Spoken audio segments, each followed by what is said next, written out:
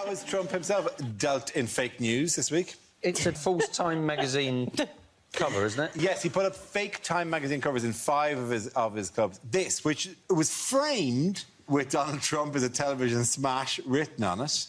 And then if you go to the barcode, if you scan the barcode, it just sends you directly to a website that allows you to create your own fake Time magazine covers.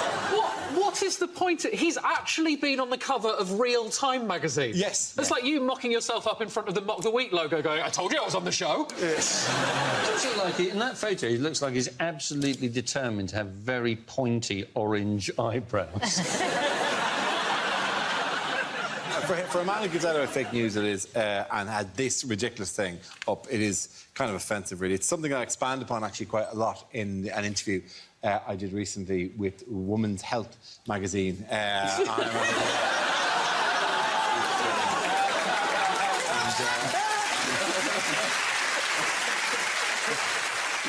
I have to say, at first I was disappointed that there wasn't an article about me, but then I spotted the killer abs on the loose. It's something I discussed, actually, quite at length in an interview I recently did with Classic and Sports Car magazine, which you'll see these, yes, it's just a thing I have on the wall at home. How many of these did you do? That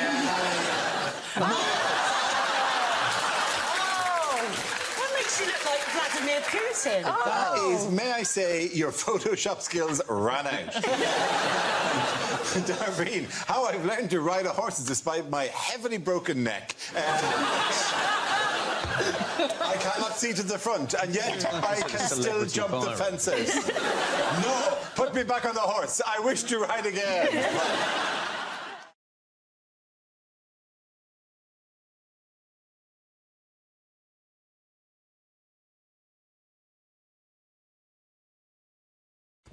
OK, here we go. Let's spin the wheel. The first subject is advertising. Who wants to come in? Mark. I just think aggressive advertising has gone too far. It actually has the opposite effect for me. I saw a trailer for a film, Them. It was called Them. So I know it's a silly name. What do you mean, them? That's just anyone apart from me, for a start. Right? We'll narrow it down a bit. But it said on this trailer, you'll never feel safe in your home again. I think, OK, I won't go and see that then, thank you. Who needs to pay £12 for that? Yeah, how was the film? Brilliant. We've had to move out, though, unfortunately.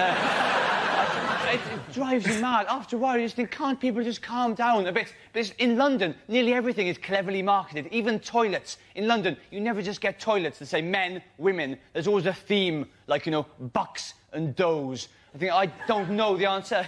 I'm drunk. Where do I piss? Let's just cut to the chase, shall we? I was in London, in this pub, the toilet said XX and XY. Like chromosomes. I know, I didn't realise I have to revise for this wee, you know. I would have done different A-levels if I realised it would restrict my pissing in the future. Thank you very much,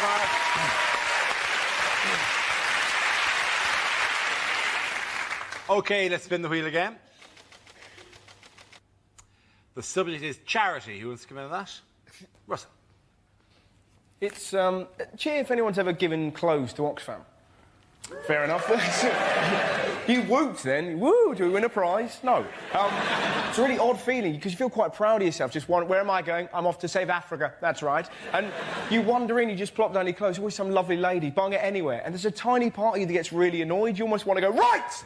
Well, we'll do that again, shall we? And this time you're going to act like you give a shit. It sounds bad, but there's a tiny part of you that wants her to go, Sire, he brings goods! The chosen one has arrived!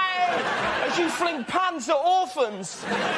Yippee, hurrah! Will you ever be back in time, you needy tinkers? Banana dance. Russell Howard.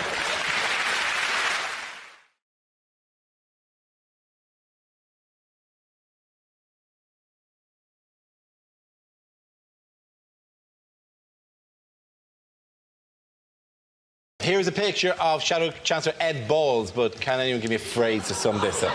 Well, I was thinking to see that Wayne Rooney is back to fitness. Is he thinking to himself? Is he just thinking to himself, why, when my name is Balls, do I keep having photographs like these? Is Mr. Ed Balls playing football in a match in MPs and journalists at the conference? Apart from playing football, what has Ed Balls been doing recently? He's a politician. He's been... Other than that... He has been sickening normal people everywhere by learning to play the piano. Yes, Did you to see what that? level? Grade 1. Grade 1, yes. This is the grade 1 is recognising that that's not a piano. This is a trick test. That's not a piano. You have passed. I reckon he just heard mention of chopsticks and thought there might be some food available. If he does learn chopsticks, that'll be handy for when he's Chancellor and has to beg money off the Chinese. You really believe you go into the Chinese and go, honourable Chinese person. Cling, cling, cling, cling, cling, cling, cling, cling, cling, They will go, you took an interest in our culture. Ding, ding, ding, ding, ding, ding, ding, ding. That's as much as I know. Okay. Darren, do you not think he would have lost them with honourable Chinese person? Opening with that. I'm in the diplomatic corps. What do you say? It'd be like arriving in the Congo on a diplomatic mission with a crate of umbongo. I believe you enjoy this beverage. We're told this is all you drink here in the Congo, which has been renamed for how long? Well, it's now called the Democratic Republic of Umbongo. By the way, who's he doing the test with? Lots of 5-year-old and 6-year-old children. 6-year-old children. 6-year-old child, Ed Balls. 6-year-old child, 6-year-old child. Which is creepy. As a 6-year-old child, you'd be thinking, you've been told, as you wait in that room, if you fail this, you're coming back again. And then a 45-year-old man... Even as a 6-year-old, you're thinking, oh, my God, this idiot. Wow, they take this shit seriously right here. Please let me go. Please don't make me do the exam again. I do, in a way, think it's commendable that he's done it and it's good for him to have a release, but I also think it's a really bad thing for a busy politician to do in a sort of connecting with the people way, because people that have got normal jobs are then going, well, I haven't got time to learn the fucking piano. How have you got time? Well, he should really do what Cameron does and just get pissed and lose his kids and stuff like that. And then people are like, oh, yeah, he's one of mine.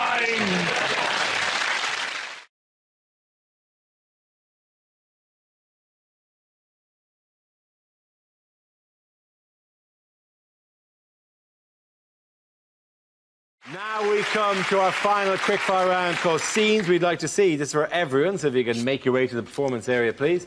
I caught ideas for scenarios we'd love to see, and the performers come in with their suggestions.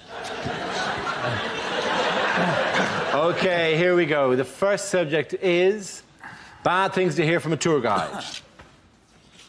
Please don't take photos of the natives because they believe that you're taking part of their soul. Apart from that, enjoy Norwich. Hello, my name's Janet. I'm your holiday rep, and basically, I'll be giving out morning after pills like they were Smarties.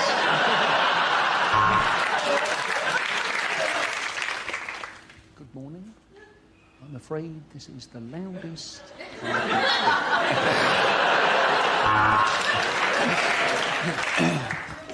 Venice is the most historical city, famous for its... Oh, shit, it's flooded. Everyone get back on the bus. A lot of you will be wondering why there are so many wonderful foreign treasures on display here at the British Museum. And the answer is quite simple, really. Gun beats spear. Don't worry, this castle does cater for the disabled. They bring you a sandwich while the rest of us go up the steps to look at it. Let's have a little song, shall we?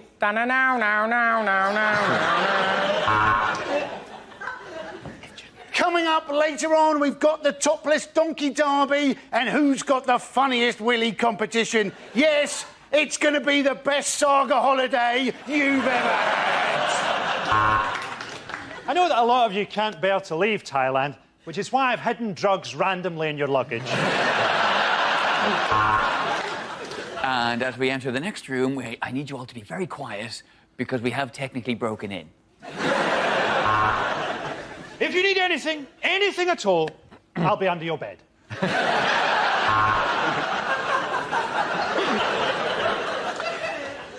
And if you look out of the window on your left, you'll see the side of the road that we should be driving on.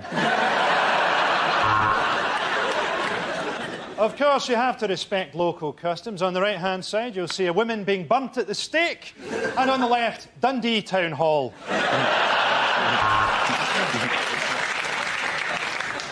Well, this is the deepest, darkest bit of the caves. And unless you give me £20 each, it's where you're staying. And according to Wikipedia, the East Wing was built in the year Dougie is a homo. We're now leaving the green zone. Pop on your flak jackets. This is the real Baghdad.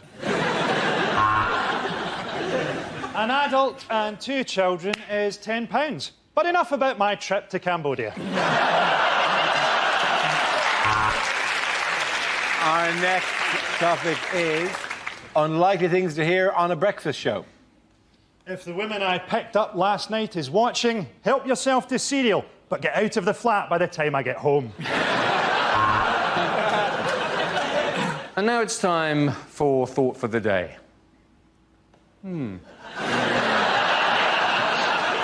That was a good one. You're listening to Six Music.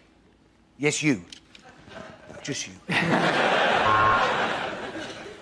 Welcome to Travel Report. We've got a text here from Dave on the M5 who says, ha ha ha, every morning you leave for work, I pop round and shag your wife.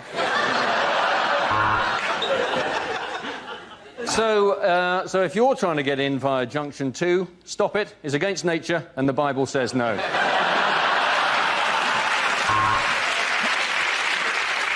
Next, we speak to Fern Britton about having her stomach stapled, this time to an enormous chocolate cake. In other traffic news, if you're on the M11 headed towards Middlesbrough, I would turn around because it's a shithole. Hello, I'm doing a survey into the effects of replacing milk on your Weetabix with Red Bull! And we can see there's been an accident northbound on the M1, and it is a beauty. Welcome to Radio Tourette's, you shit monkeys. You may think of it as a breakfast show. I had mine at 4:30. Later, Vanessa Feltz will be joining me on the settee, and I'll be bouncing through the fucking ceiling. OK, at the end of that round, the points go to Frankie, Hugh and Jack.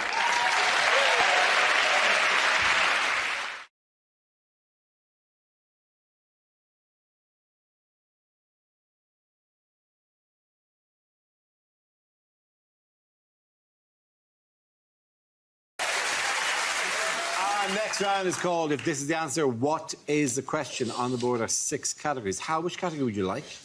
I would like world news, please. OK, your category is world news. The answer is 24 hours. What is the question? Is this what Jeremy Corbyn wants the voting age to be reduced to? Is it, in his dreams, how long would each of Dara's science specials last?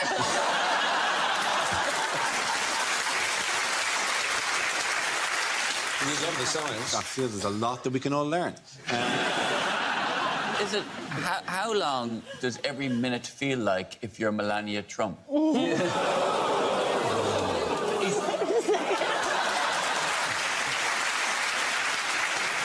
it how long did it take me to actually find the exit once I'd bought my tea lights in IKEA? Is it how long till Julian Assange makes another vertical scratch on the wall of his embassy bedroom?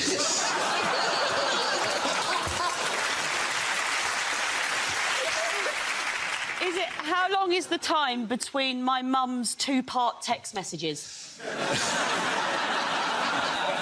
Is it how long do you have to come up with evidence before the DA busts your ass? Is this a new action movie, Strangely English Cop? Bust your ass! Chief, I'm terribly sorry to hear your ass is in a sling.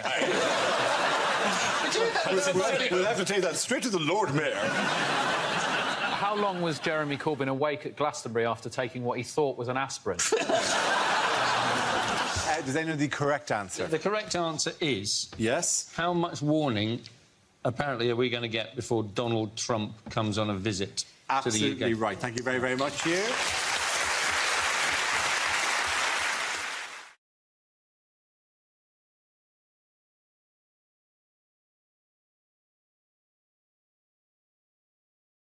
OK, that leaves us with Milton. Let's see what you've been left with the subject. Let's spin the wheel. And subject is work.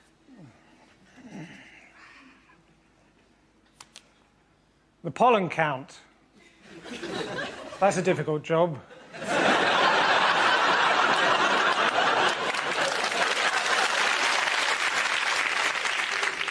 Easiest job in the world, of course. Australian psychiatrist. G'day, g'day. How you doing? No worries. Next. I lost my job with lastminute.com for being persistently late. I lost my job as a cricket commentator for saying the words, "I don't want to bore you with the details." If they make it illegal to wear the veil at work, beekeepers are going to be furious. My wife, it's difficult to say what she does. She sells seashells on the seashore.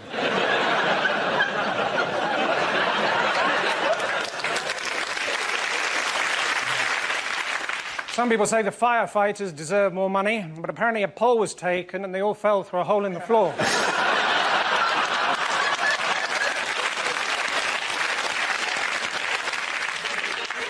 Sometimes I wonder what my grandfather would think of what I do. He spent his whole life in the kebab business, was buried with all his equipment. He's probably turning in his grave.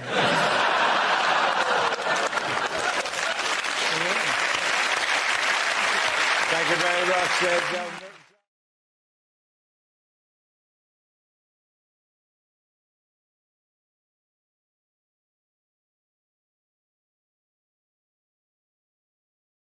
Bad things for a by-election candidate to say.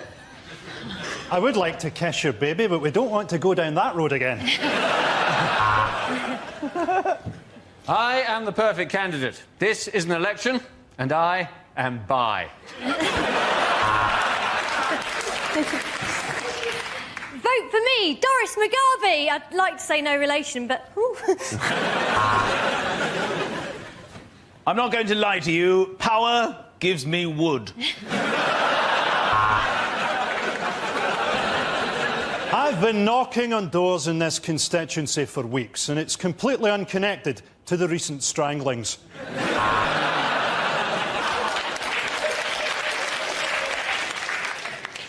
Knife crime must end. Just last week, I was given a steak knife when I clearly ordered the fish. If elected, living standards will go up. For me and my wife. I would say the fact that the Labour Party haven't put forward a candidate has not devalued this election at all. Ask my fellow opponents, Timmy Mallet, Elvis and the Honey Monster.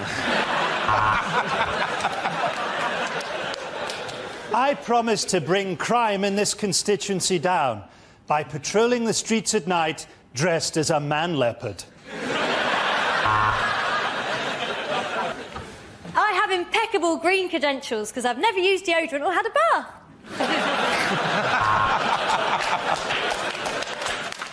I know nothing about politics, but I can crush a ripe pear between my buttocks.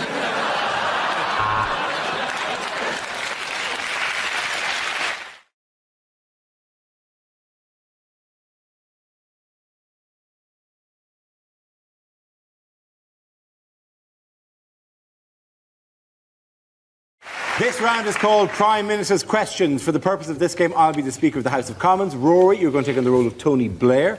David and Joe, you're his Labour front bench colleagues. Hugh, you'll be a Conservative leader with your front bench, which is, of course, Frankie and John.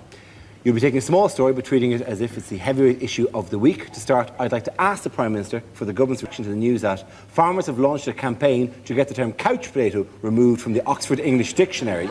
They say the phrase makes the vegetable seem unhealthy and is bad for its image. Prime Minister? Yeah, Mr. Speaker, the House will wish to be informed of the campaign by the British Potato Council to have the words couch potato. I say potato. You may say potato. We say potato.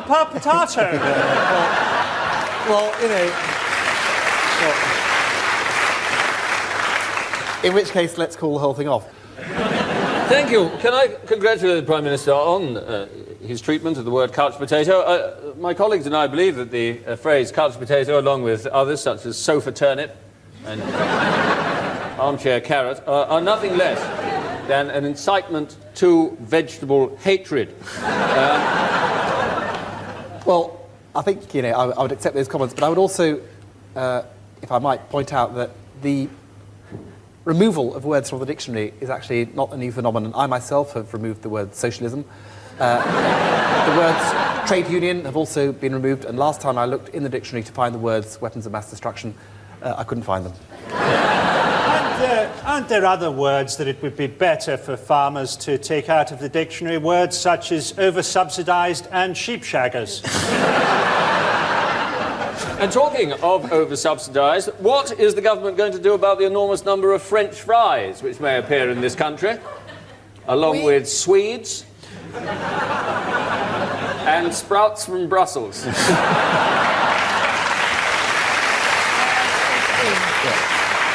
We actually believe that genetically modified crops are the way forward for the potato. We say new Labour, new potatoes. We agree. We believe it would be a very good idea to combine the genes of a King Edward with that of a Premiership footballer to get a potato that roasts itself.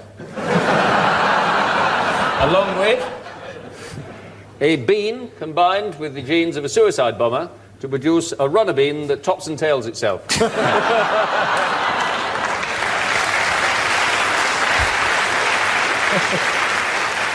The party opposite can trade potato puns as long as they like, but when the chips are down, we won the election and they lost. Can I suggest you're simply being pea-brained? I take it you're an expert in the field?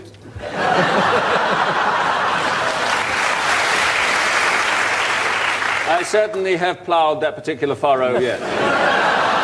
You see, I mean, this is... Yeah, oh, yeah. Huh? I can't think that you've gone to seed. Oh, no. All right. I tell you, I look at the party opposite, and what do I see? I see 1 potato, 2 potato, 3 potato, 4. What will the party opposite do about the disputed territory of Kashmir?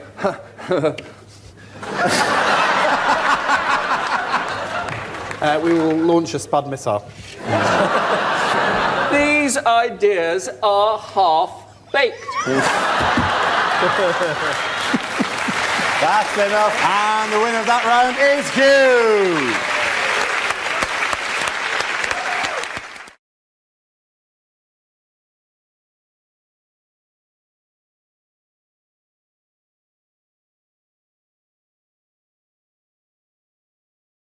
Things you wouldn't hear on a medical show.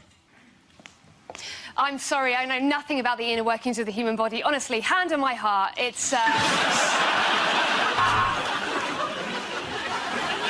I'm Dr. Christian, and remember, however embarrassing your condition is, you'll never look as weird as I do.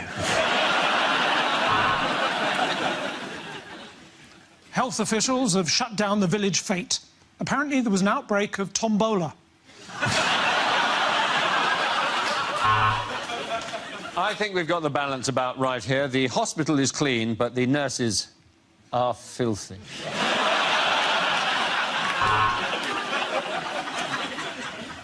We'll be starting the procedure by numbing your breasts. Num, num, num, num, num, num, num, num, num, num, num.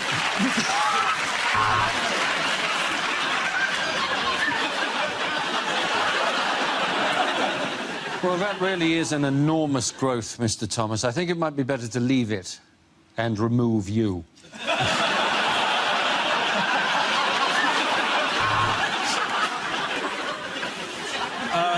Please let me assure you it's perfectly normal and the swelling will go down. It's just that I find you really attractive. And if you've been affected by any of the issues on embarrassing bodies tonight, think how I feel. I had to touch it. So, if you'd like to bend over, I'm just going to check your prostate. Maybe slightly uncomfortable. I'm going in now. Look, no hands!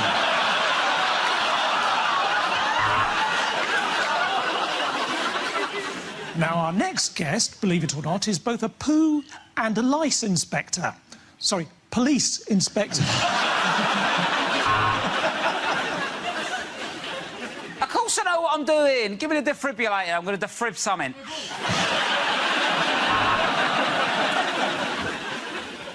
Yes, I'm afraid it's the big C.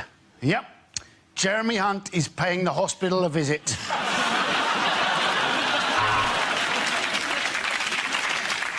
This week on Embarrassing Bodies, FIFA.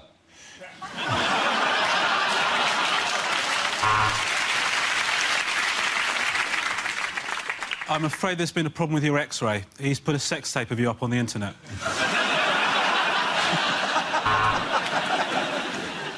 This is where obese people need to step up to the plate, step away from the plate. So I'm off to give blood, or as I like to call it, self-harm for a biscuit. People say, give blood, but it really freaked the kids out on Christmas morning. Welcome to another episode of Bush Doctors, or as I call them, gynecologists.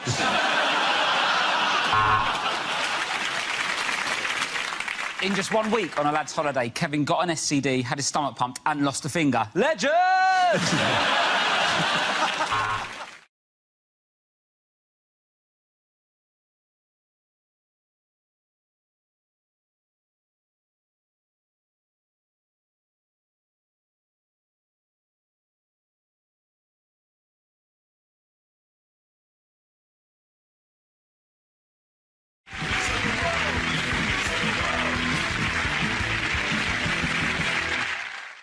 This round is a stand-up challenge. I launch the wheel of news, and wherever it chooses to stop, one of our performers must step forward and talk about that subject. OK, here we go. Let's spin the wheel. The first subject is going out. Rob. I like going out and getting drunk. It's fun, isn't it? I got so drunk the other week. It was the most hungover I've ever been. In the morning, I bought a McDonald's breakfast and ate it in a queue for a Greggs.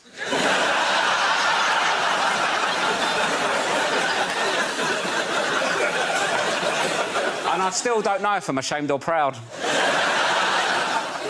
I don't like tequila, though. I don't like doing shots. It annoys me with tequila. It's too much admin, isn't it? So I'll lick a bit of salt, eat a lemon. What are you doing that for? It makes it taste nicer. It's not fish and chips, is it? So sort of no one looks like they're enjoying it. Everyone looks panicked, don't they? They're always like, oh, thank God for the salt and lemon. They're loving it, aren't they?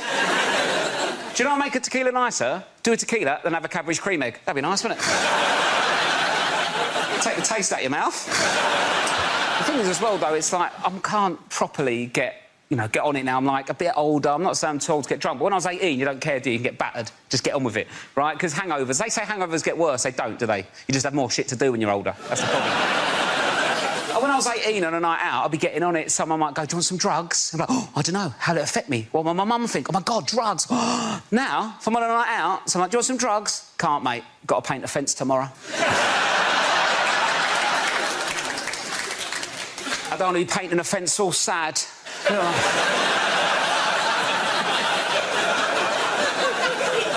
All hot, sweaty and vulnerable, like, oh... I was really looking forward to painting this fence last night. Told everyone about it. I'm so hot, sweaty and sad. I'm more likely to keep hold of the drugs, do them in the morning before the fence, just smash it like that. I'll do the roof, shall I do the roof? Let's do the roof. We've got no ladder. I'm flying, Mum. Thank you very much, Rob. OK, that leaves with James. Let's see what topic you've been left with. Let's spin the wheel. And it's food and drink.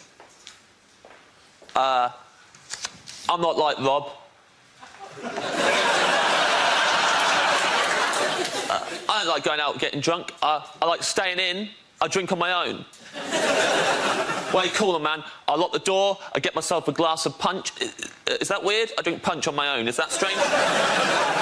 I drink it from a big punch bowl with a ladle in it in the corner of my bedroom. Is that weird? I don't know what other people do. People are always worried about punch getting spiked. Solo punch, problem solved. Not to spike myself, unless it's Fun Time Thursdays.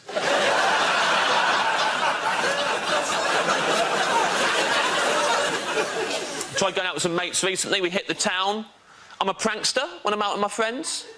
One of them left me alone with his pint while he went to the toilet. Big mistake. It's a classic prank. I always do this if someone leaves me alone with their pint. I went round the bar using his pint to propose toasts with. Deliberately proposing toasts to things I knew he disagreed with.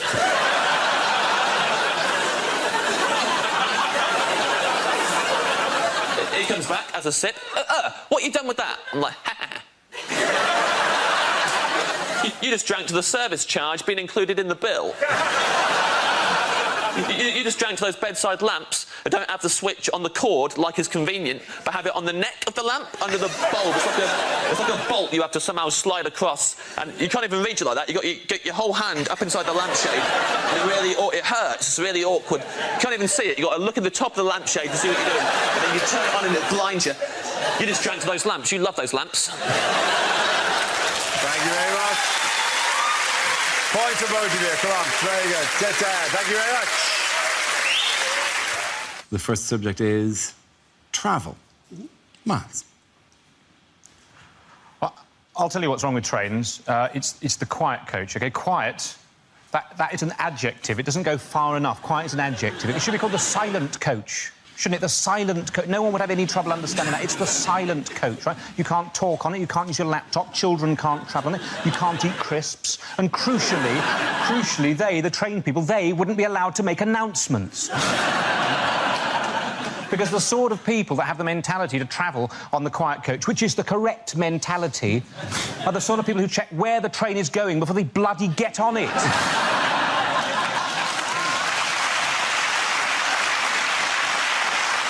For years, we've just not got these things right. Mock the Week audience, you're exactly the sort of people that know what I'm talking about. In Russia, during the revolution, right? During the Russian Revolution, the Russian army was able to travel to all of its battles by train. During a revolution, they were still able to rely on public transport. Imagine if we had a revolution now and the army had to rely on transport, we'd be buggered, wouldn't we? Certainly those of us who wanted the army to win.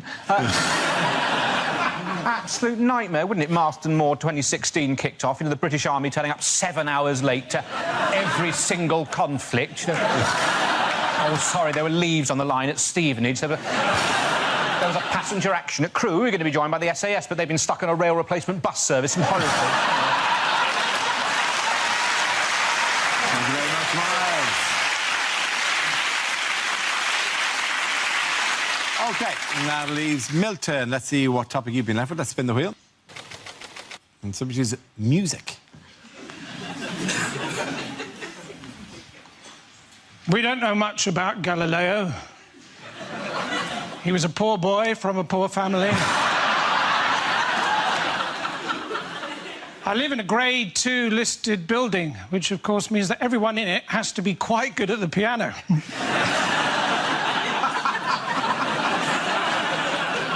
Apparently all Chinese children who are learning to play the piano know a tune called Knife and Fork.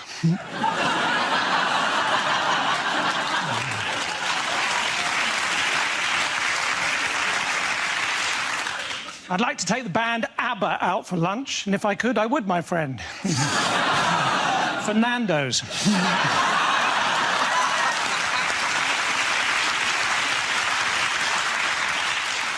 When I was at school and it rained, we used to have to stay in for wet play. And when it was cold, we used to have to stay in and listen to this really dull band. AD 79. Julius Caesar receives the first ever weather forecast.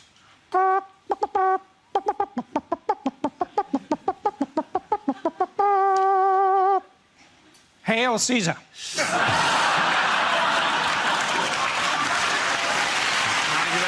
Points there go to Better Jones. Come on.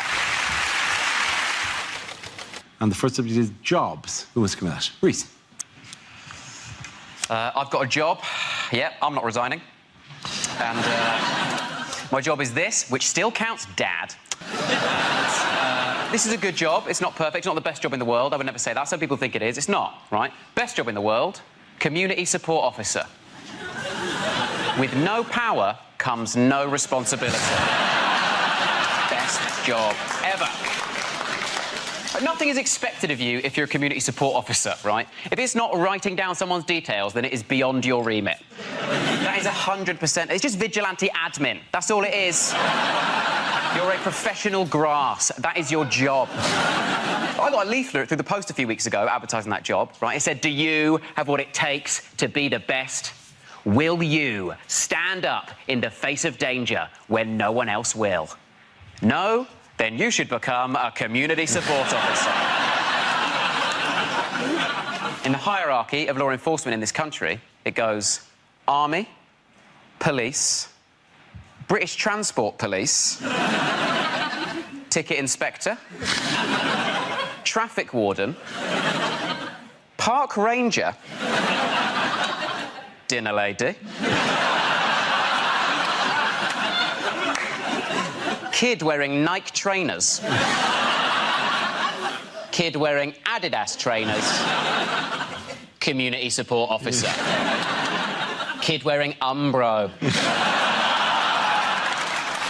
Well done.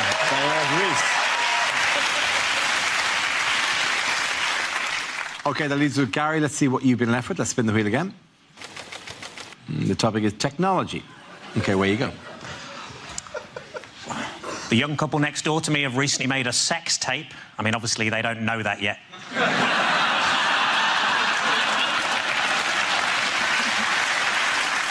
The hardest part of making skimmed milk must be throwing the cows across the lake. The guy next to me at work used to watch porn all day. I'm just glad he didn't begin to rub off on me.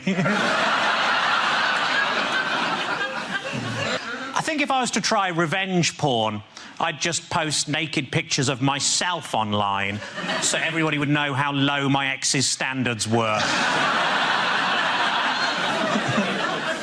When answering the security question, place of birth, apparently vagina is not an acceptable answer. It's been a tough week. I got myself a memory foam mattress and now it's trying to blackmail me. I've currently got a stalker, but you probably can't tell in these trousers. A friend of mine was killed by the big C. He was walking past Curry's and a sign fell on his head. I was watching TV and the announcer said there's a documentary about the clitoris on the red button, but I couldn't find it. Thank you. Very, very good. Points there for Diamond Lady. Come on back. The first subject is health. Who wants to come in on that? John. I went to get some test results from my GP the other day, and she sat me down and she said, "I'm very sorry to tell you, Mr. Robbins, but you've got gout." And I was absolutely stunned. She said, "You seem surprised to hear you've got gout." I said, "Yes, I am, because I'm not from the 17th century." She said, "The first thing you need to avoid, Mr. Robbins, is alcohol." Now, it's gutting, because what do you replace alcohol with? I am not a doob monger, nor do I ride the Chinese highway. By which I mean I don't take drugs. I think mainly because I don't have the vocabulary to oversee a transaction. So she says, "The second thing you need to avoid, Mr. Robbins, is cheese." And I said, out loud, to a respectable GP in her late 60s, "What the fuck, mate?" Then she gets this serious look on her face, and she says, "The third thing you need to avoid, Mr. Robbins, and this is very important, is offal." Well, I'll tell you what, if I didn't damn near spit that pig's ear clean out of my mouth. Turns out gout is actually a very serious condition, and after a lot of soul-searching, I've decided to cut offal entirely out of my diet. I'm not going to make you imagine what that's like. It's my cross, and I'll bear it. And I'll tell you how I bear it. Pissed and covered in cheese. Well done. Thank you very much.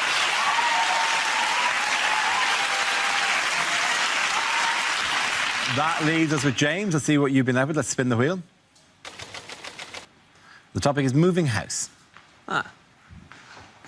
I moved house recently. Luckily. That's good, isn't it? It's fortunate. Touch and go for a second there, and that came up, and I was like, ka-ching! Jackpot! I did move house recently. Tad too drafty for my liking, my new house. Had to order a draft excluder by post. Best way to buy a draft excluder is by post, because when they deliver it, they post it through the door, it drops through the letterbox onto the floor. Already it's paying for its own postage. Moved to West London. I used to live in South West London. Different times, I was a different person. Used to be in a gang. Big time in a gang. SW6 gang is our name. It's the area of London we're from, is our name. And it's what we'd shout at other gangs we didn't like much. Like, if I saw the SW5 gang, for example, we'd shout at them, SW6! That's clever. I remember once, back in the day, we're out and about, SW6 crew, taking no shit. Looked across the road, we saw them, SW5 gang. And as soon as I saw them, I was cross.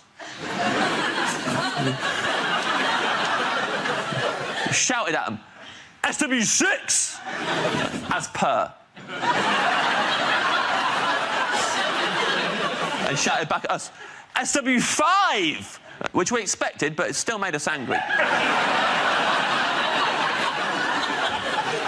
SW6 back at them, SW5 back at us, back and forth for ages. Until eventually, I got so overstimulated that I shouted out my entire postcode. In full, and that is why I had to move house.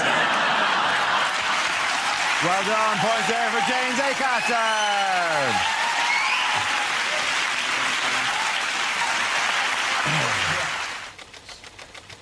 The first subject is alternative medicine. Can I have a volunteer to talk about that? Andy. Apparently, a lot of people trying to get into therapy at the moment, other people knocking it, saying, you know, oh, well, you should just lose your inhibitions, talk about your problems to your friends. I thought I'd try this. I talked about my problems to my friends for a whole hour.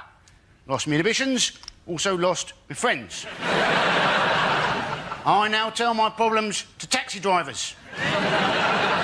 2 advantages in this. 1, it stops the taxi driver from telling you his problems. And 2, it's amazing how much quicker you get to your bloody destination. Well done, Andy Parsons. OK, let's spin the wheel again. Subject is the media. Who wants to come into that? Russell. I'll do that.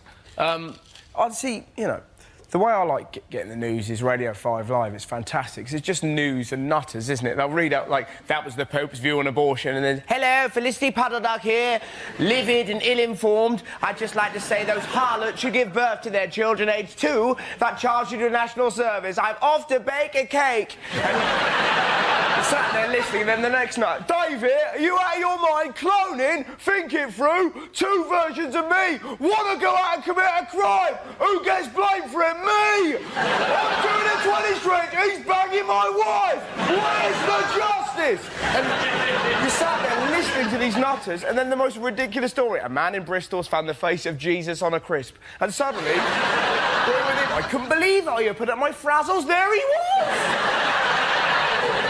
Russell Howard. OK, the leads are Hugh and Frankie. The next topic is sport. Do you know, I've heard a rumour that horse racing may not be completely honest. It's unbelievable, isn't it? But how do you stop the corruption? Well, one solution may be to call horses something like mafia-backed second favourite. Because if everyone did that, everyone would be confused, no one would know who to bet on, and the whole thing would be fair again. And often the first to show is blatantly bribed, followed by mafia-backed second favourite. They're just ahead of Dope to the Gills, Mysterious Limp, and just behind them, Out for a Canter, and I'll Fall at the Fifth. And as they come to the fifth, I'll Fall at the Fifth has fallen. I'll Fall at the Fifth has fallen at the fifth in a magnificent display of cheating. And they're coming into the final furlong. Mysterious Limp is slowing. Out for a Canter is clearly struggling, but coming through strongly is mafia-backed second favourite. And as they cross the line, mafia-backed second favourite has won it, which is remarkable, seeing as he has no head. That's been left in someone's bed for tomorrow morning. Well done, you. Well done, you. OK, Frankie, let's see what you've been left with. And it's environment. Didn't that used to be an advert for mints? Ryanair getting a hard time from the environmental lobby because they've launched a £7 flight to New York. Although, as always with Ryanair, it does land slightly outside New York, in Dublin.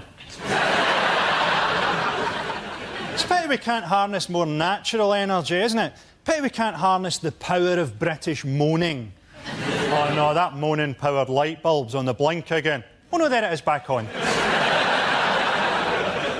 Everyone complained about the floods, didn't they? I like storms. I like thunder and lightning. What I like to do during a storm is shag my girlfriend and pretend that we're taking part in the conception of the Antichrist. Frankie Boyle, ladies and gentlemen. At the end of that round, the points go to Frankie and you.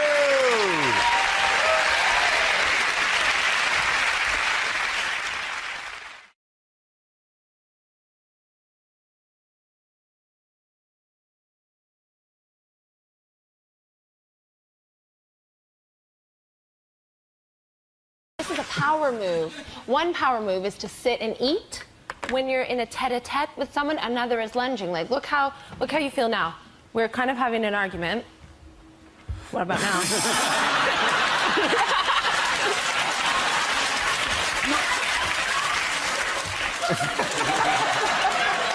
Then you know karate's on its way. If that was it to eat, was the other one, was it? Yeah. Okay.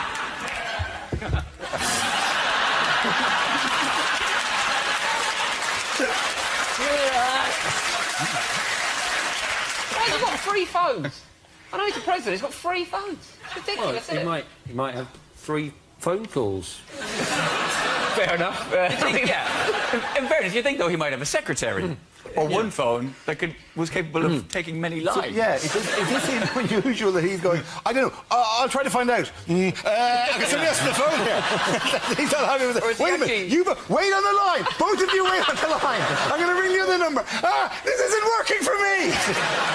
With Obama's foot on the desk, I think it'd be funny if a comedian on a panel show were to say, so Barack here, I'm going to put you on sneakerphone.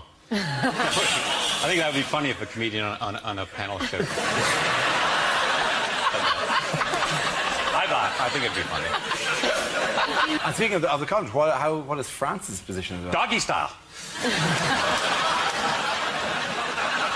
I've been there. Okay. Well, Next topic. Yeah, because that topic's settled.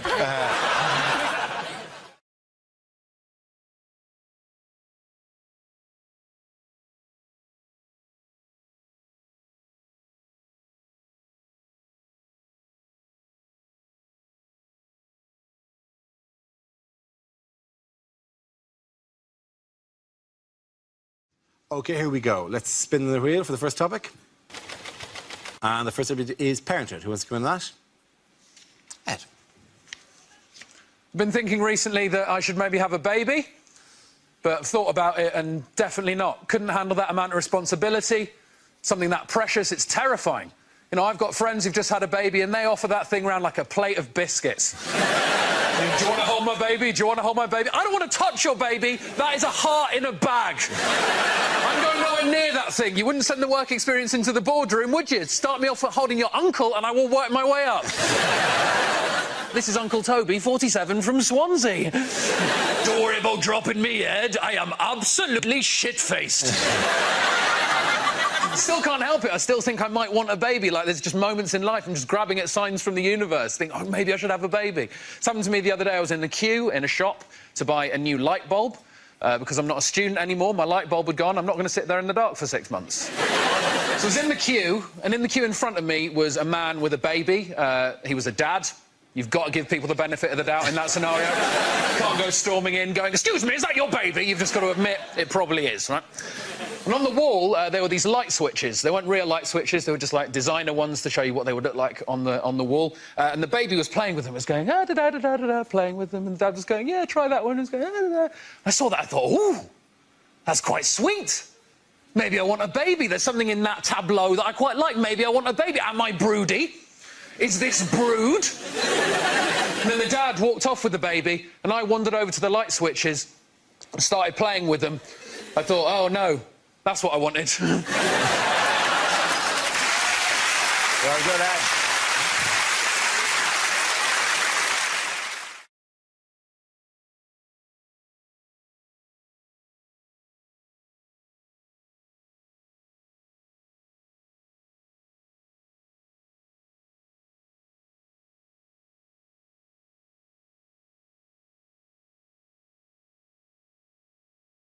Unlikely things to hear on Question Time.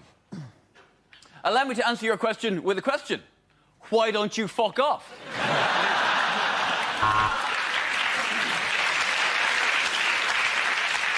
I'm going to take a question from a black man without mentioning that he's black. The man in the red jumper, please.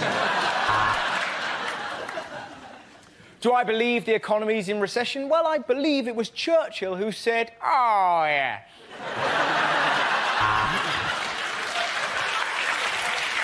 David Dimbleby, you haven't answered a question all night. You are the weakest link. Goodbye. A good question there. Is the BBC dumbing down? What do you think, Barry Chuckle? Yes, my question is for Delilah. Why? Welcome to Question Time, coming to you this week live from Spearmint Rhino. Question time. Tonight we're in Norwich. Let's say hello to the audience. Look, men from Magic Picture Box. Go speaky, speaky.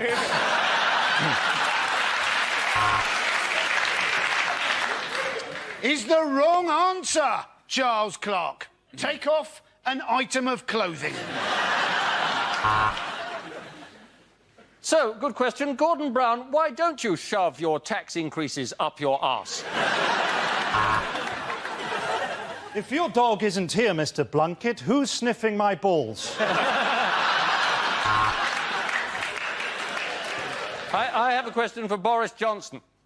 Do you know where you are?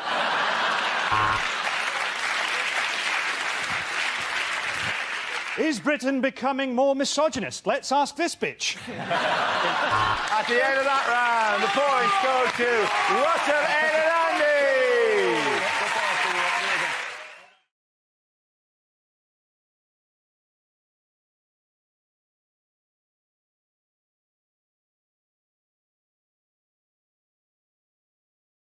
Now we play a round called Don't Go Bacon My Heart.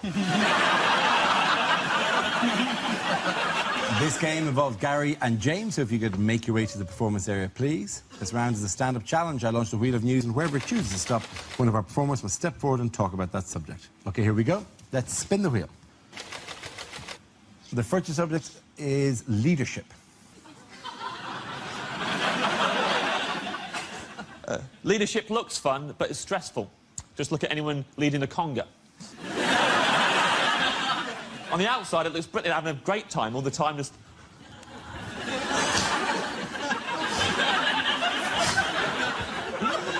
Yes, you bloody are. Yes, you bloody are, mate. In their heads, just going, I don't know where I'm going. I didn't plan a route. I never asked for any of this. God, I miss my family. Everyone's trapped in the conga. You think you can leave? You can't leave. Person at the back, maybe, they can let go, make a run for it. Everyone else, you let go. You're not out the conga. Now, you're the leader of a rival conga.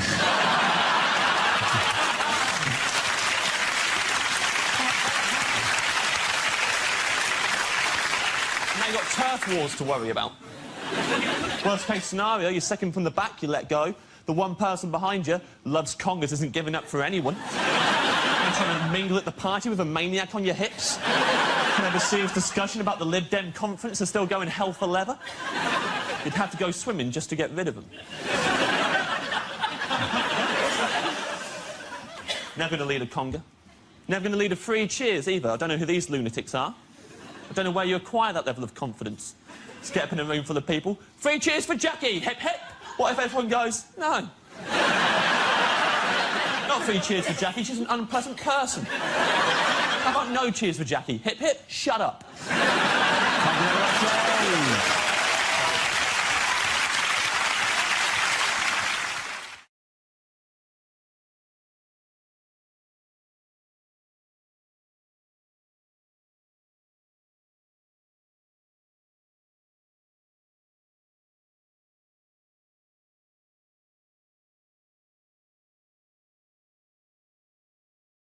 Okay, here we go. Let's spin the wheel. The first topic is airport security. Who wants to give me that? Mark. Hey, I find it very stressful, the amount of security at the airport these days. All these announcements, ladies and gentlemen, at this time of maximum security, at this time of height... What do they mean, at this time of maximum? When's it going to stop? Ladies and gentlemen, I think they've gone. If you see a mysterious package, shake it! I tell you what I really hate, though, airports, those metal detectors you have to walk through. I went on holiday, well, in fact, I'll tell you, I went to Hong Kong, and I always set the metal detector off. Beep every time. Beep, beep, beep. So this time, walk through it, nothing, no beeping. I was so relieved. I went, yes! Which doesn't help. If anything, that weakened my position slightly. Well done, Mark Watson. Okay, let's spin the wheel again. The subject is leisure. Who wants to come in on that? Russell. I don't quite know how that signifies leisure. How has that old man got her? That's a joke. Anyways, we've got more disposable income now than ever, right? And this is quite an old story, but my mum recently bought a hot tub. Now, I don't know if anyone else... It's quite exciting when your mum gets hot. She put it at the bottom of the garden, you get quite giddy, and then you're in it, and then you realise you're actually just outside having a bath with your mum. And it's a very... You've got no recollection of how to behave, right? And I've got a slightly lazy eye, so my mum's like, are you looking at my thighs? No! It gets freakier. My dad jumped in, my brother jumped in, my sister jumped in, and 2 of our family dogs leapt into the pool, right? So we're all on the edge, like really British, terrified, we're all naked. Dogs are just going around like that. Having the time of their life, right? And my mum just chose this moment to embarrass us, just looked up and went, hey, guess what? She wasn't doing a dog impression, that would have been weird, right? She went, guess what everyone in this hot tub's got in common? I don't know, Mum, what? That's a dog hitting me, right? My mum looked up and went, everybody in this hot tub has sucked my tits.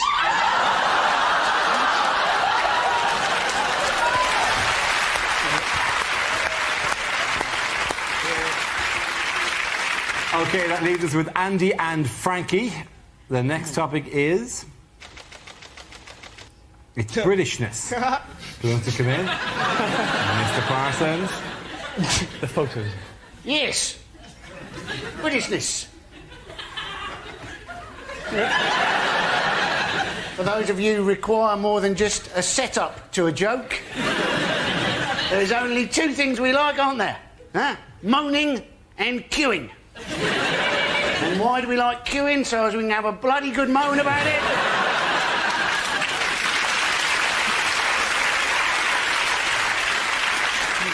How long the queue is, how slowly it's moving, and how those rude foreigners have pushed in front of us because they don't have any decent concept of what a good bloody queue looks like. There you go, Andy Parsons. Okay, Frankie, let's see what you've been left with. It's science. Scientists have just built the world's biggest ever super collider, and they're doing an experiment to find out what makes up protons. I hope that if the experiment's successful, the whole of our reality will dissolve and a big sign will come up that says, Level 2.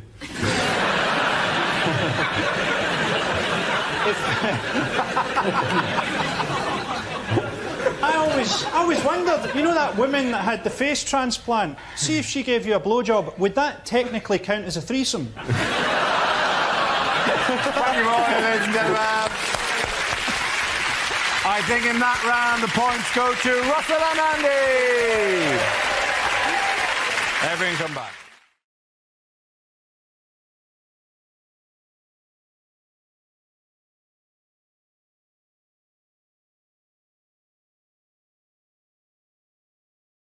Unlikely lines from a cosmetics commercial. Are you an older woman struggling with her facial hair? Try Gillette, the best a nan can get. Would you like lashes with more volume? Lashes!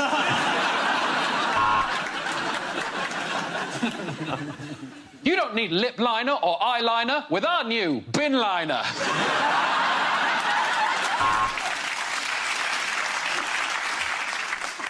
What goes into our true naked, infallible moisture, crushing nature, colour palette body moisturiser? A selection of random words that mean fuck all.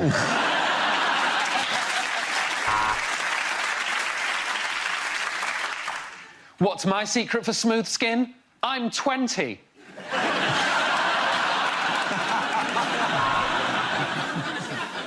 Is your hair out of control? Do you wear wacky shirts? Well, hey, you're great just how you are.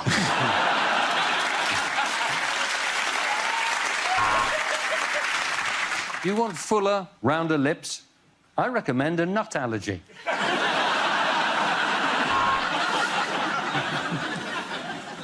Are you tired of missing out on the opportunities that your peers get? Try White Privilege Foundation.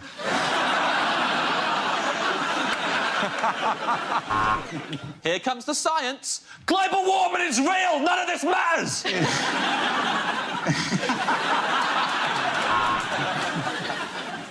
We in the German city of Cologne have a fragrance called Birmingham.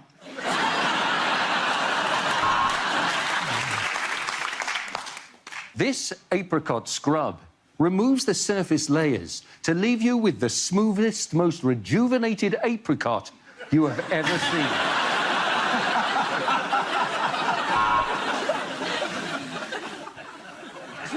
And for one last time, it's me, the returning officer. This product makes your eyelashes look really big by shrinking your eyeballs.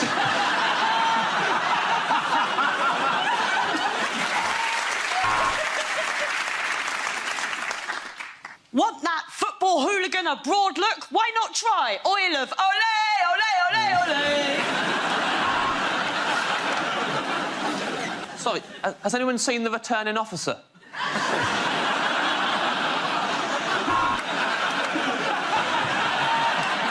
Any messages?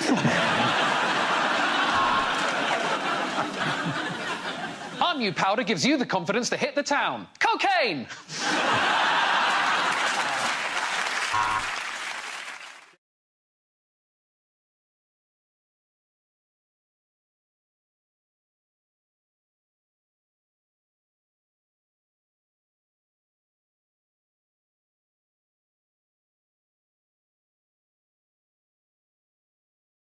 Questions omitted from this year's exams.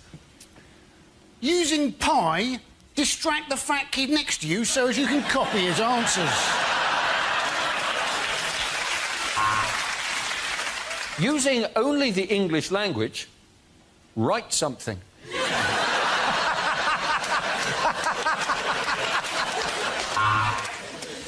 History. Henry IV, Henry V, Henry VII. Which was the greatest Hoover the caretaker ever had?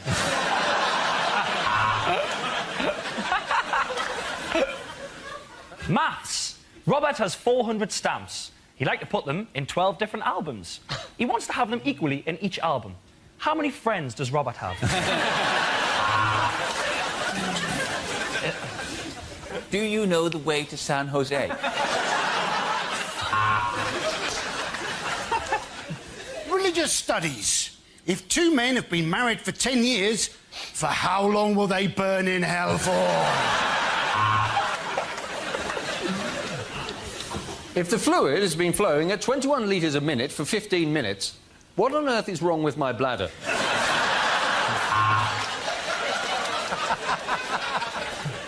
Fill your name at the top of the exam paper. If it's Tyler or Charmaine, get up, leave the school, and never come back.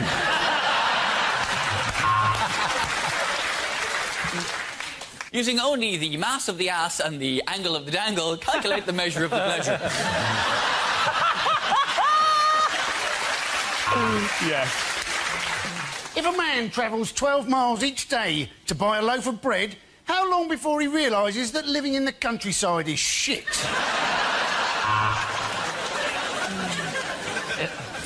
Are multiple choice exams too easy? A, yes.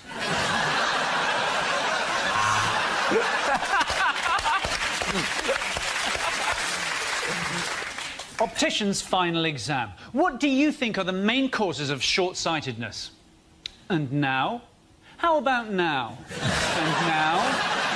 What about now? And now? Media studies, trick question 1. Name a business like show business.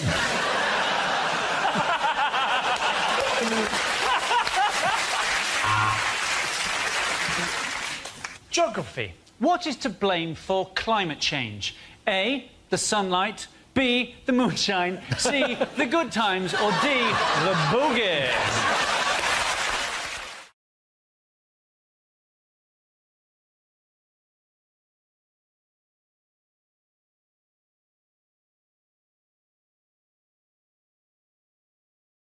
OK, the next subject, please. Let's spin the wheel.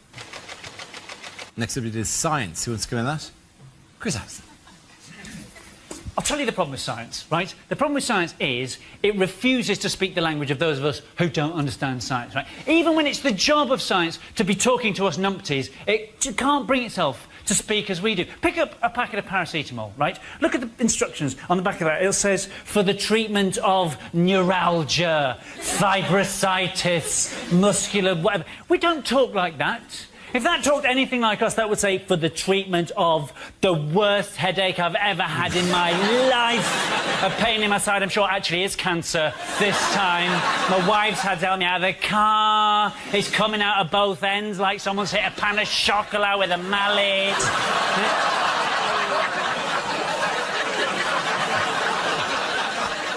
That is how we talk, right? But it doesn't. We can't tell what's actually science and what is some hokey nonsense dressed up as science to, you know, entice us in. That's why cosmetics companies, whenever they bring out a new thickness of goop, right, they give it a kind of sciencey name so we'll be all dazzled. Nivea DN-Age.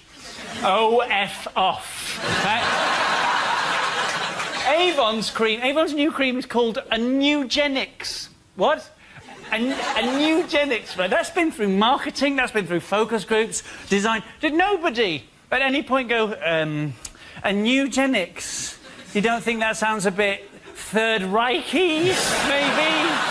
What next? New pro-genocide, now with anti-Semitox. Sandra, can I borrow your ethnic cleanser? Well done, Chris Harrison. And that leaves us with Milton. Let's see what you've been left with. Let's spin the wheel. And the topic is the USA. So I've just come back from America, apparently. While I was there, I saw one of those very, very, very, very, very large Americans. He said he fitted kitchens. I said, I bet you don't.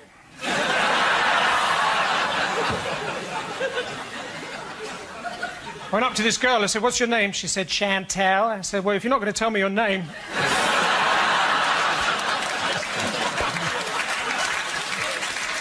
I said, what do you do for a living? She said, don't go there, don't go there, don't go there. I said, I hope you're not a travel agent.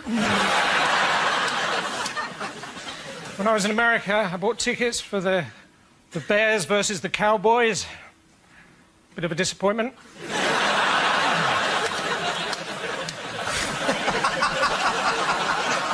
I want to see Bears versus Cowboys. And then I bought tickets for the Giants versus the Jets. Another missed opportunity. Then I bought tickets for the Packers versus the Dolphins. Get in the box, get in the box. Thank you very much. Points for everyone there. Let's all sit back. Come on.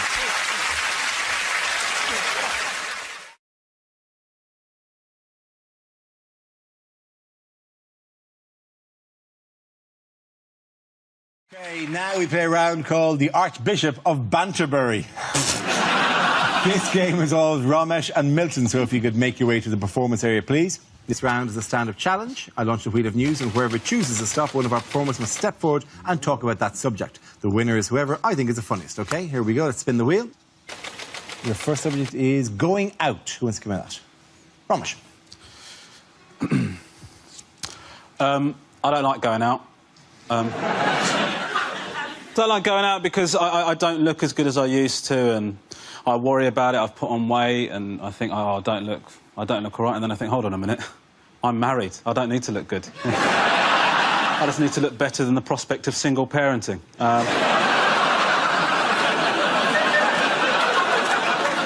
And I think I've got that in the tank, you know what I mean?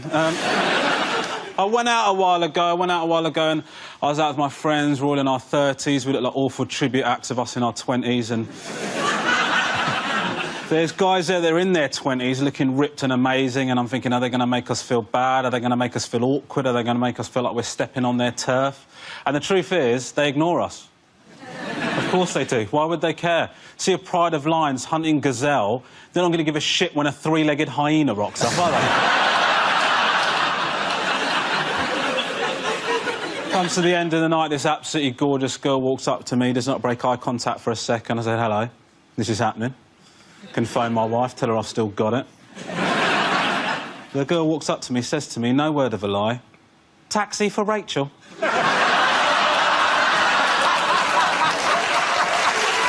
Thank you very much, Ramesh. That leaves us with Milton. Let's see what topic you've been left with. Let's spin the wheel. The topic is romance.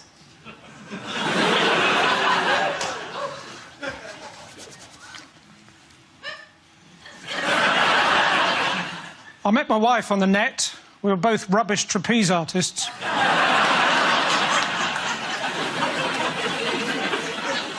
Terrible, isn't it, when someone doesn't want to live with you anymore? Part of you is thinking, I don't think you're going to survive in the real world. Another part of you is thinking, well, at least I'll be rid of your drunken arguing. Ladies and gentlemen, we need to let the Scottish people go.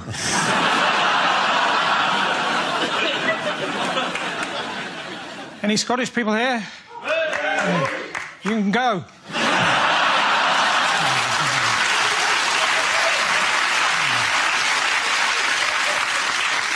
A girl came up to me the other day, started going, foot loose, then her foot fell off.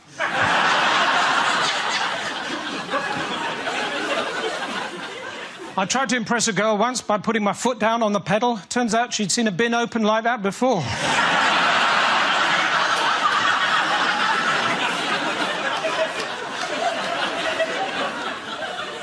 A girl came up to me once, she said, you know, I can tell someone's personality by what kind of car they drive. I said, I haven't got one.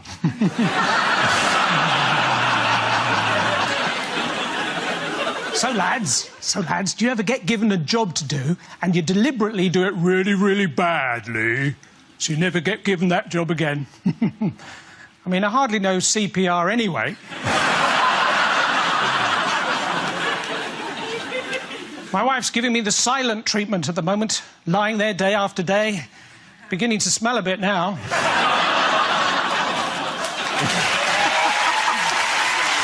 OK. Points to both of you there. Come on back.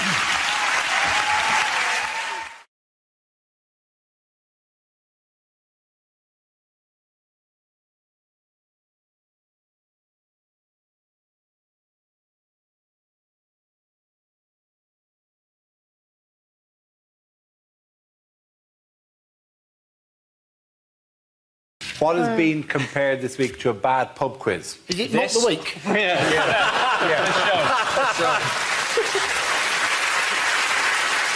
That is the least of the things that's been said about it's this. The UK, it's the UK citizenship test. It is a citizenship test, yes. Part of the problem, the questions are too trivial, they said, right? But I think they should just ask them, like, you know, like real British questions, like, for example, what scares you more, terrorism or snow? Snow? Welcome to the country. I'll give you some examples of the question, right? Just so you get the idea of what stuff is being asked. And the problem is, you cherry pick any of these, you can make it all seem ridiculous. But they're quizzes, stuff like this. Which of the following statements is correct? The Mousetrap is a play that's been running in London's West End since 1952, or it's an environmental policy aimed to prevent mice from destroying crops. I like the way that it's like an ad for the Mousetrap, which it needs, you know. Other questions, which sport can be traced back to 15th century Scotland? Surfing, Formula 1, golf, or motorbike racing? These are the actual questions. These are actual questions off the test. But this isn't like a bad pub quiz. This is like one of those quizzes at the end of before the break on ITV. It is very, very difficult, though, isn't it? Because you've got to decide what to do with immigration. Everybody's got their different views on it. And the thing is that you have to make sure that people are going to fit in. And I heard this fantastic conversation with this bloke this week who went, what I should do is I should just ask one question, right? I should say, should there be immigration? And if they say no, you should let them in. Well, they should be great if midway through the test it would stop and go, OK, you've got Welsh citizenship. Do you want to start?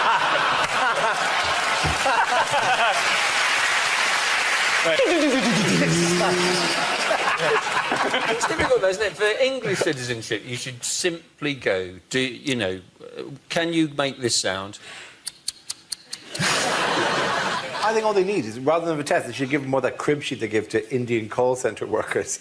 You know, hello, this is Tony. No, it's not Tony. What's the weather there like, Tony? Rainy. Yes. We've been found out. We've been found out. Shut it down. Shut it down. Move to Lahore. Move to Lahore. Open up again.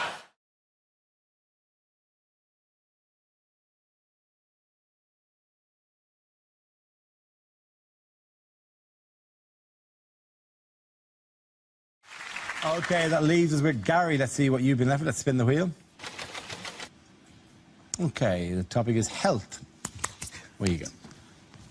I'm a lot sportier than I might look. In fact, I picked up a little niggle at the gym the other day. I mean, he pronounces it Nigel. I had a very stressful journey getting here today.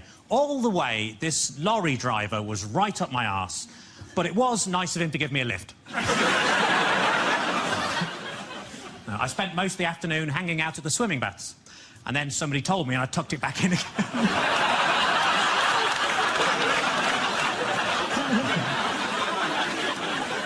I put on a lot of weight recently, so I rang up Weight Watchers. I said, it's an emergency. Can you send somebody round? And they said, yes, we can. We got loads of those. My grief counsellor died recently, but luckily he was so good I didn't give a shit.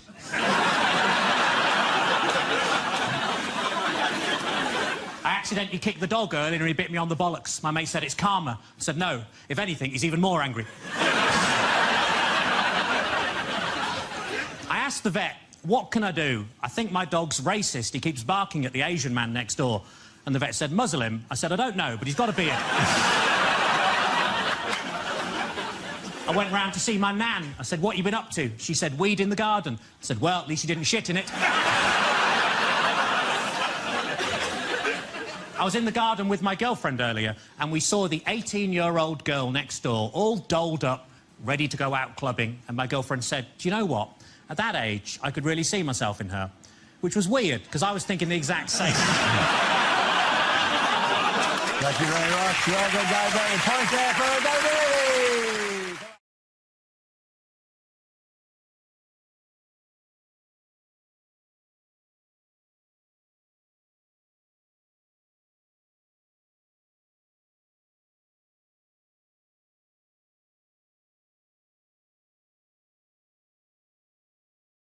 Who could we soon be seeing on the back of a £5 note? Is it the Queen? OK, depends which way you turn the note. You're absolutely right, but I think let's define that as being the front of the note, right? Who's on the other side of the note to the Queen? Unlike the earlier question, I hope the answer isn't Hitler this time. It's, at the moment, it's someone called Elizabeth Fry, isn't it? Yes, it is. Who is, I think, Stephen's mother or the person who invented Turkish Delight. Churchill who's going to be on it, and there's been a bit of controversy because he's knocking off a lady, Elizabeth Fry. And if he Hang on, from the note rather than getting her. That'd be a hell of a note, though, wouldn't it? Jim Churchill knocking off Elizabeth. You fold it a certain way, they start doing it. This is the proposed £5 note with Churchill's face on it. Yeah, and mind you, critics of their being saying, well, that means there'd be no women on the notes, have been assuaged by a move to the. No, but I think they should have a feminist icon on it, not least because it means it'll be very uncomfortable for men to go to strip joints. I just like the idea of them having to put Emmeline Pankhurst in a woman's G-string. I just got to say, and I'm not a huge expert on them, but if you're putting fivers into a G-string, you're at, like, the most low-rent strip joint. It really is. Like, they're gonna love you when you go, one of these, maybe? This is £5 for you. I have some change. How much do I get for £4.20? Did you say they have to have a woman on the £5 note, because if they put one on the next one up, she'd become known as the tenor lady.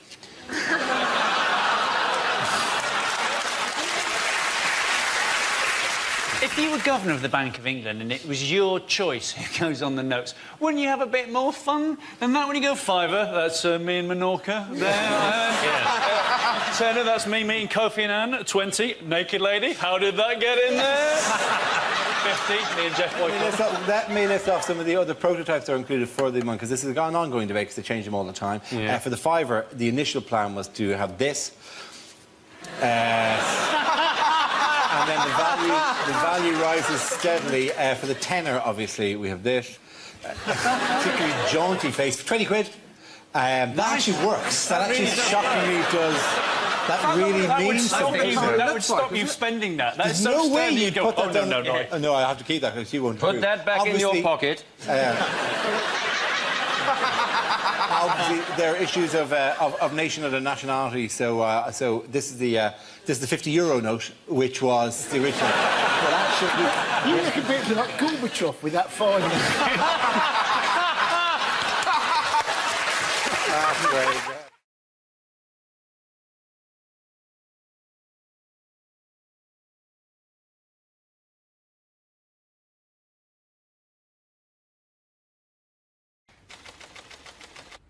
Subject is the West Country. I'll say this. Who? Russell. How can you not love the West Country? I've genuinely seen graffiti in Bristol during the last Tory campaign. Do you remember, are you thinking what we're thinking? Somebody had written underneath it, is it, do I like what's-its? It's phenomenal. It's wonderful, isn't it? I used to live there. I've moved away from Bristol because I was near a dogging site, which is just a bit odd, right? And, all right, I wasn't into it. I was just near a dogging site, right? And I was talking to my friend. I was like, Jane, why do they do dogging near the house, right? And she looked and went, apparently you got really great views of the Clifton Suspension Bridge. And you're like, well, you've got faith in humanity, haven't you? Just the idea that I tell you what, it's only when you're doing the nasty in a Cortina that you can truly appreciate the work of Isambard King of Brunei. That, my friend, is craftsmanship. Shall we? No.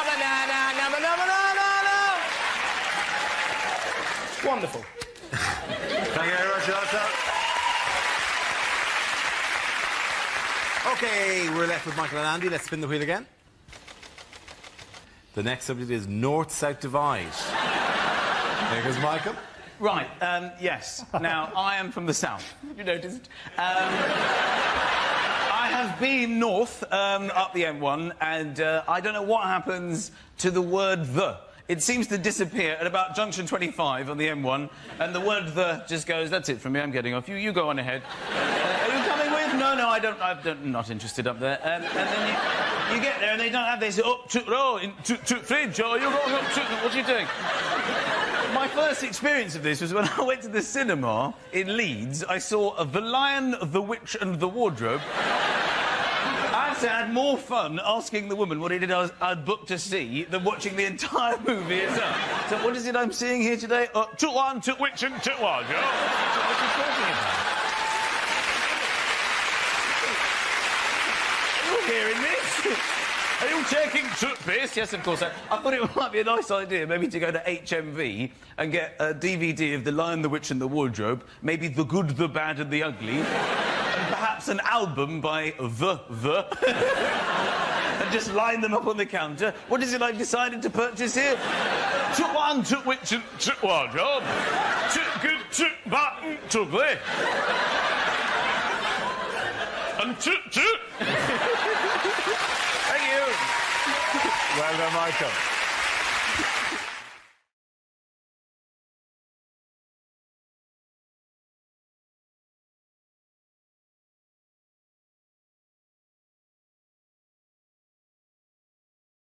Our next round is called Picture of the Week. I show the panel a topical image and ask them to tell me what's happening. So, what's going on here? You know that thing when a dog's eaten a bee? Is David Cameron going, 6 pages? Is this really the complete list of taxpayers in Greece? Is it David Cameron can almost smell the shit coming off the Tory manifesto?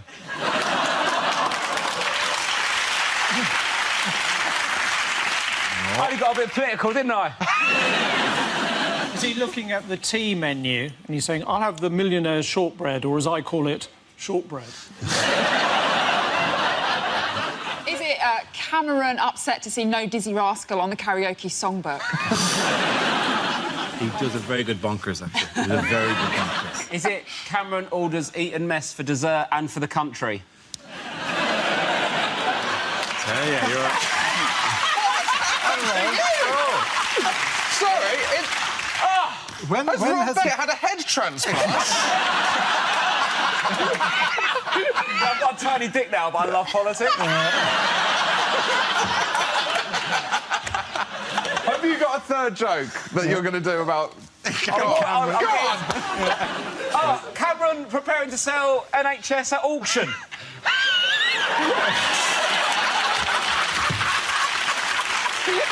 It's fun doing politics, isn't it? What a time to be alive. Is that Cameron checking the TV listings going, Rob Beckett's on Mock the Week, that's the end of me, then? His hard-hitting caustic satire is finishing me. He's mocking me on that week. If the joke's not good enough, just put your hand up in the air. That's what we do. Am I right, brothers? Am I right? Yeah. My dad's in the bath and I got some politics. Let's go! Is it Cameron reading a note that just says, David, this is the only way I could speak to you. I haven't heard from you since May the 7th. Call me, Nick, XOXO. Or is he in fact just going, all right, it says here, Nick Clegg is in fact doing the Sheffield Panto at Christmas. That's what it says here. He's bounced back. This, I think, is Cameron at the G7, isn't it? It is, absolutely, yes. It's Cameron at the G7. Why is he having these high-level meetings? He's trying to kind of get them to make some changes to the EU to convince... Because we're doing this whole EU vote. I think the EU is misbranded. No one would want to leave if they called it the League of Legends. If they said, do you want to leave the League of Legends? I'd go, no, mate, I'm the chairman. We've got to vote again already. I'm going to start feeling like... It's in 2 years' time. Oh, I'm going to start feeling like a pedo waiting round school halls 8 in the morning. It's embarrassing. You don't have to wait around for 2 years. In fact, I strongly I'm really into politics now. I want to think about it. What does he ask? He wants major concessions, mainly on free movement of people, on immigration, doesn't he? Yes. But that is essentially the whole point of it, is that you can't. Yeah, and you can't deny benefits to people because you've got to treat them as your own citizens, right? So how is he going to stop European immigrants coming into the country? Say, Dara, you've been claiming off us for 10 years, mate. All right, don't cheer that. Yeah, finally somebody has a nerve to say it. Mr. Giant Head Posh Leg. It'd be brilliant now if UKIP made you a campaign issue. Stop this man for too long. Is human. Got a big picture of me. So, big picture of me going like that. This man, bam, bam, bam. Picture of me. Just grabbing all your cash. He's visiting. Toura, lura, lura. 30 years ago, it was all Warsaw Pact, but now it's empty.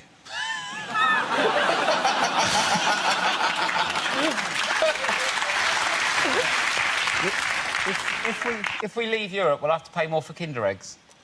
Because they're going up as it is. Yeah, I know. Like 70p. No, you know, if we leave Europe, we'll get the Kinder Egg and we'll open up and there'll be no toy. Oh, my gosh. I didn't... God. I did not expect that to have quite the effect it had, right? Oh. Wow, somebody just cancelled Christmas for the rare. Well, what we could do is deliver France an ultimatum saying that if we don't get our way, we'll call Greg's a patisserie.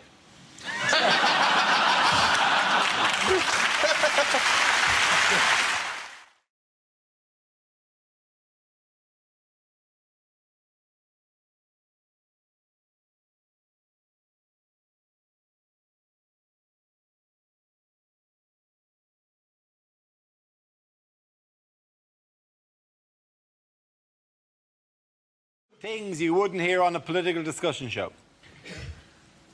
Sorry, did I interrupt you?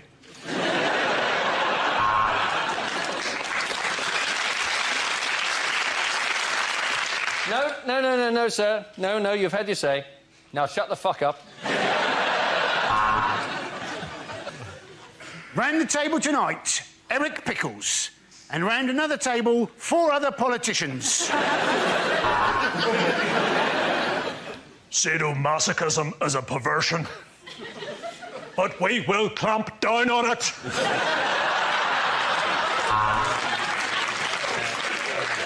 And tonight we'll be discussing Greece. First question, who'd win in a fight, Danny Zuko or Kaniki? So, Nick Clegg, which of your 2 faces would you like to answer that question with?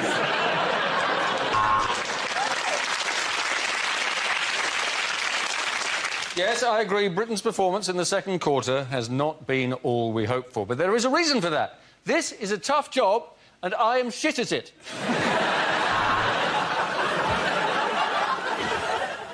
We will not let Abu Hamza off the hook.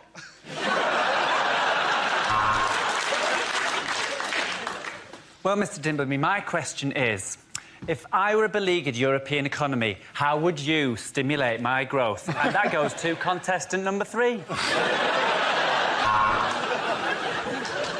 Of course, I understand that people are worried about schools and hospitals, but what you don't understand is I don't give a shit. Is anyone else horny?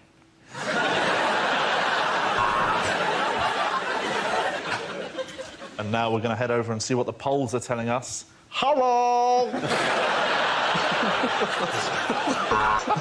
Are they Chinese now? I think they're Chinese. Oh. Yeah, they are. All right. So it sounds like Polish, the way we say it here in Poland. Right, now let's go over to Wales and see what they're saying to us.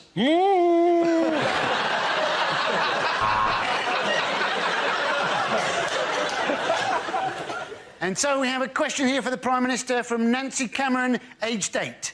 And it's, when are you going to pick me up, Daddy? At the end of that round, the points go to Carl, Joe and Andy.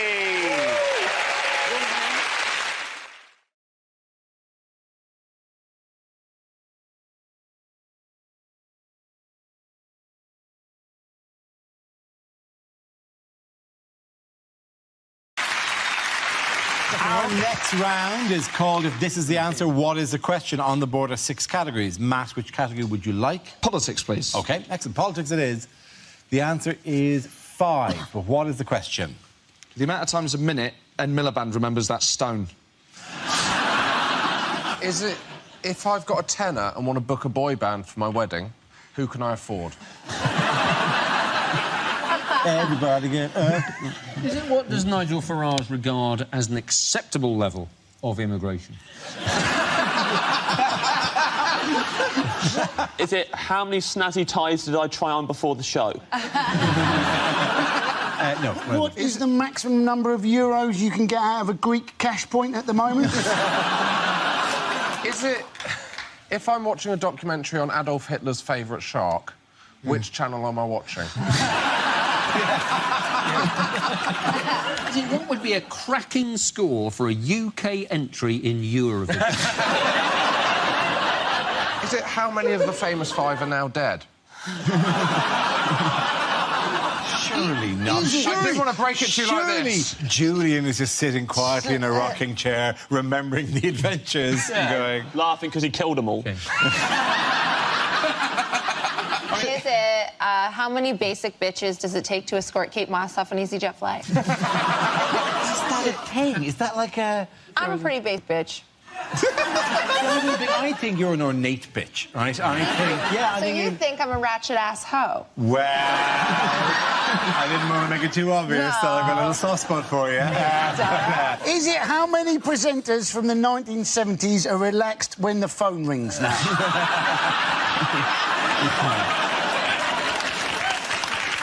Is it how many names are currently written on Taylor Swift's blank space? Is it as a... I know it's a song. I know Taylor Swift. You know Taylor Swift? You know Taylor Swift. Is this what we do? If ever we mention any band and you're going to do an impression? No, that's not what's going to happen here. Is it Kate Bush?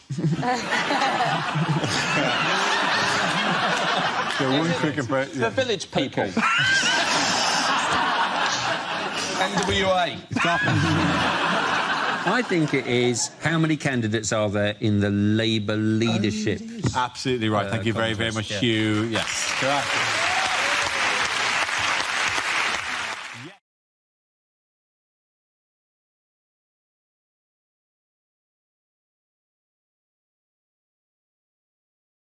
Okay, the next topic is things you wouldn't hear on a train.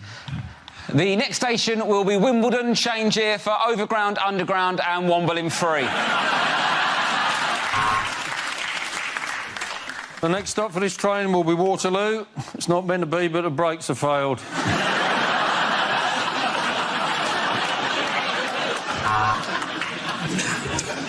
Yeah, I just want to tell you I'm on the train. No, just everyone else is doing it. Thought I'd join in.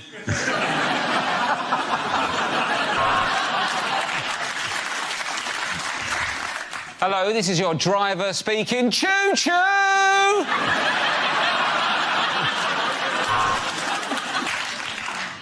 Now an announcement for the people who insist on sitting the way the train is moving because sitting backwards feels weird.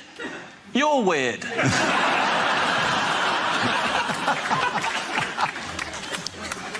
This train will shortly be arriving in Taunton. Please remember to turn off all mobile phones lest they mistake you for gods.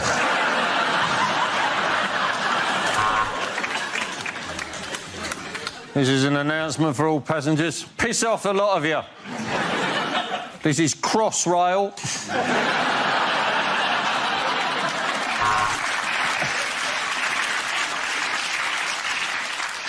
Due to Britain leaving the EU, this train will no longer stop at Ashby de la Zouch.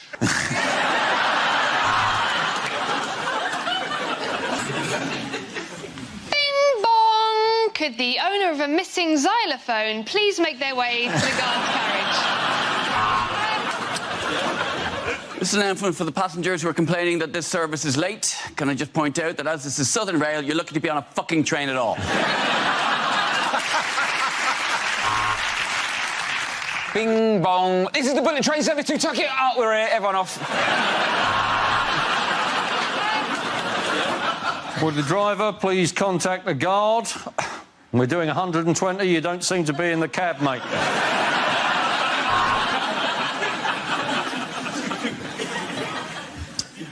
Please mind the gap between the timetable and reality.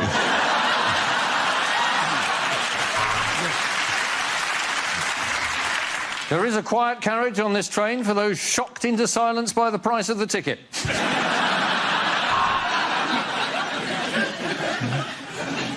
Oh, don't get off here. I was listening to that. Oh my God! Oh, I'm scared of tunnels. I'm so scared of tunnels. At the end of that round, the boys are going to Ed, Hugh and James.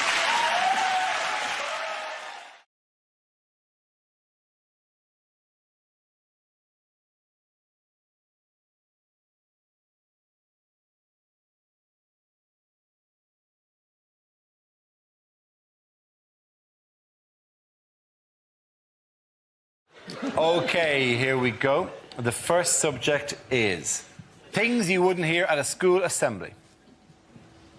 OK, today we're going to have a special outing. So, Miss Williams, if you'd like to tell everybody why you're a lesbian.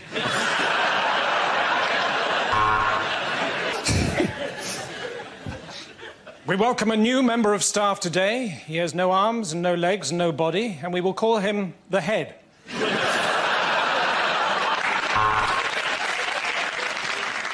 Would whoever's milkshake is bringing all the boys to the yard, please stop it?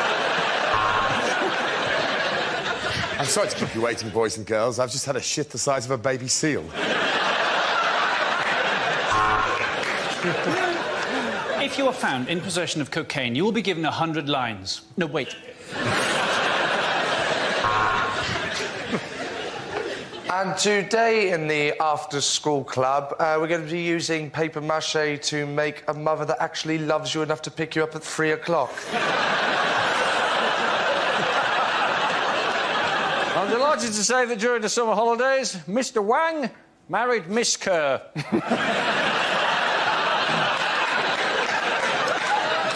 His nickname will remain the same.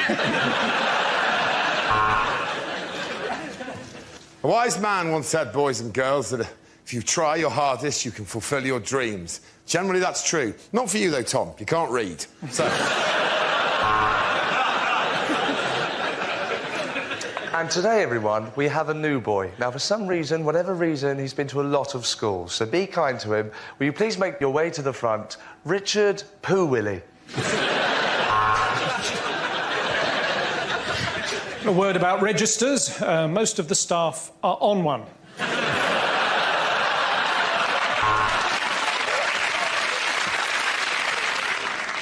So that is how you put on a condom.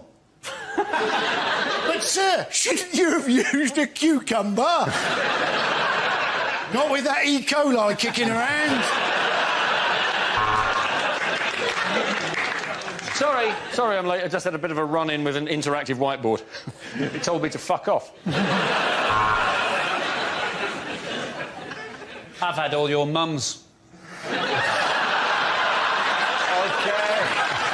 The next topic is on lighter things to hear on a TV talent show.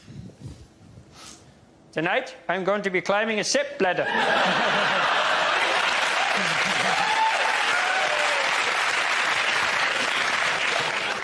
You're right. I can't sing. Thanks. I'd like to dedicate this song to a friend of mine who was run over last week and is in hospital. The wheels of the bus go round, round, round, round, round, round. I've got an ability that no one on this planet has. That's Ant, that's Deck. It was like Elvis was in the building. You're fat and there's a stench of death. Oh, Peter, it's not what everyone would call entertainment, but you are one hell of an assassin. I thought you hit the high notes really, really well. Be interesting to see if you can still do that when I haven't got your nuts in a clamp.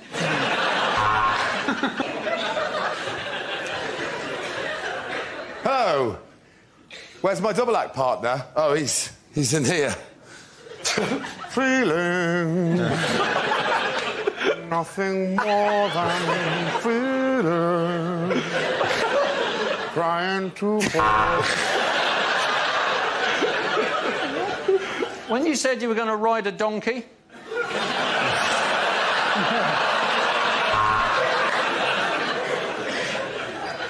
Yes, I have been on the show before.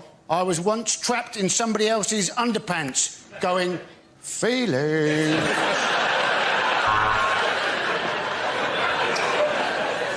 That was an exceptional performance, and the way that you have overcome your blindness is truly inspirational. But this is a chip shop, the X Factor audition. I'm going to be honest with you. I think you're all terrible, OK? All of you, you're completely dreadful. I don't know what you're doing. Especially you, Hasselhoff. What have you done since Baywatch?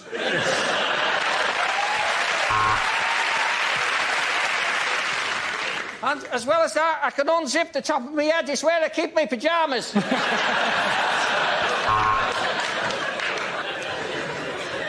I know you said you were a Gary Glitter tribute act, but we weren't expecting you to do that. Unlikely things to hear on a history documentary. The Russians had Lemsip. The Americans had night nurse. This was the Cold War.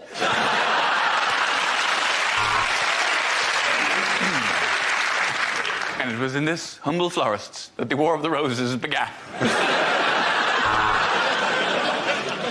Guy Fawkes' bid to blow up the Houses of Parliament failed when he realised his body was made of jumpers and his head was an old football.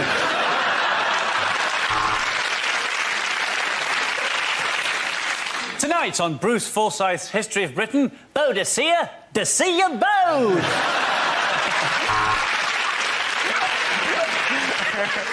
Horatio Nelson, one arm, one eye. A tragic example of what can happen if you fall asleep and someone finds your organ donor card.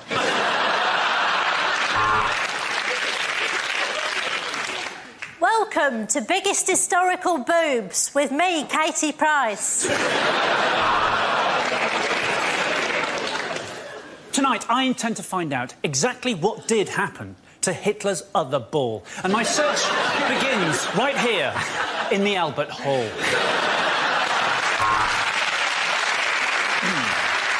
And on Time Team tonight, we're in Stratford on Avon, where we've uncovered loads of monkey skeletons and some typewriters. When Hitler started writing Mein Kampf, he intended it to be a light-hearted romp called Carry On Camping. John F. Kennedy, Indira Gandhi, John Lennon. If history teaches us anything, it's that if you don't want your child assassinated, don't name them after an airport.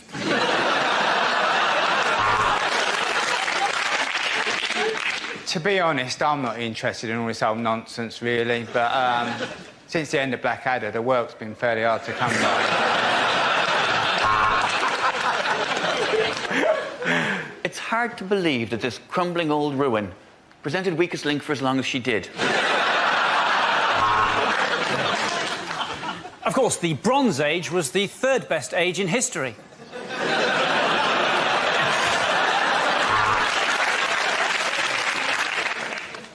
And now the documentary that every Channel 5 commissioner has dreamt of. Did Hitler sink the Titanic?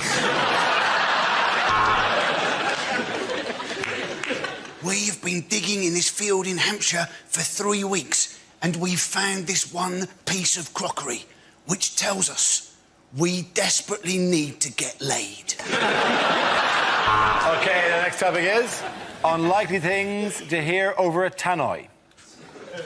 We apologise to customers who have recently alighted at Northampton. I opened the wrong doors.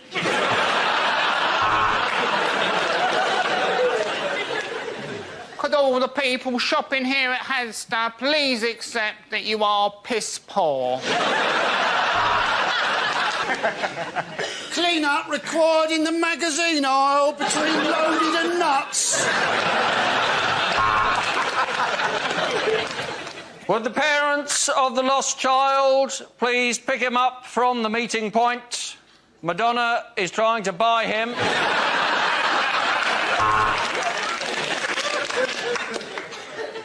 I'd like to remind customers that our special offer this week is 100% off German bean sprouts. If you would like to upgrade to first class, then you should have worked harder at school and got a better job. Could the small boy holding the owl stop running at the wall between platforms 9 and 10?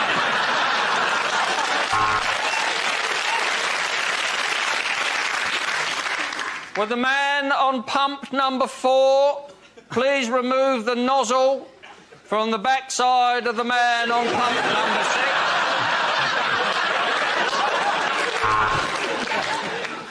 Could the owner of the Ford Fiesta 1100 in the car park with the tinted windows and the go faster stripes sort your life out, mate, will you?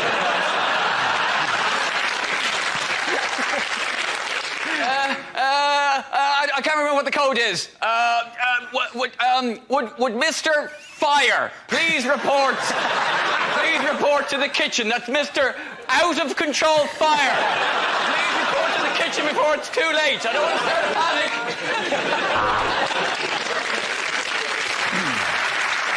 The train now approaching platforms 3, 4 and 5 is the derailed train from Swansea. Would the owners of a black Jaguar please move it as it's attacking the customers? This is your captain speaking. You can now turn on your mobile phones as you'll need to text your loved ones goodbye as we plummet into the sea. Unlikely lines from a superhero film. Worry not, Procrastination Man is here. Where is everybody? What's with all the blood?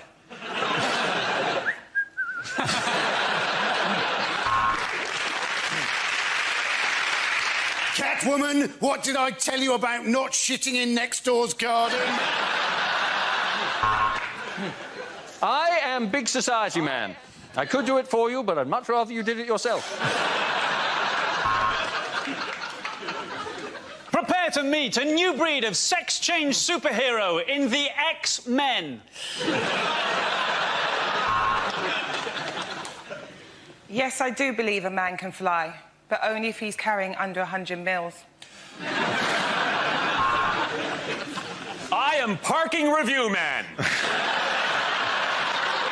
Where's my check?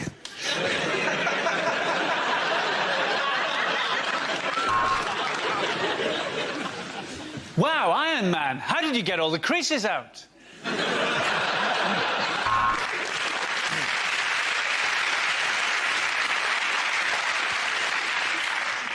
Just call the police.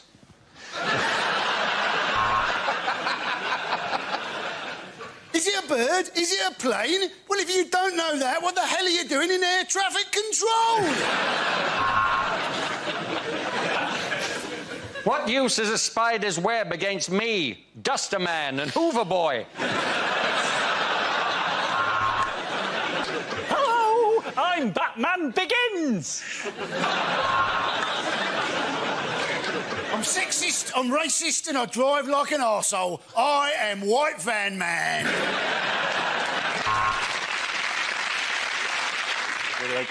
Should I do... Yeah, you're doing it. This is part of it. Oh, shit.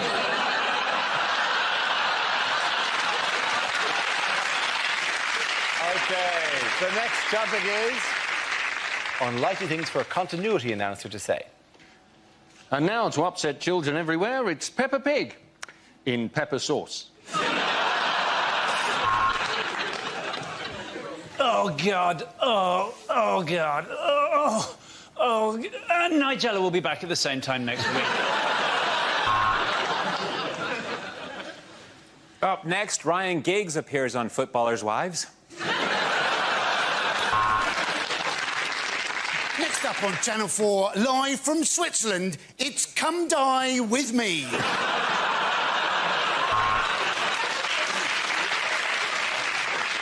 And now for a special episode of Planet Earth, where 6 chimpanzees will watch David Attenborough have sex.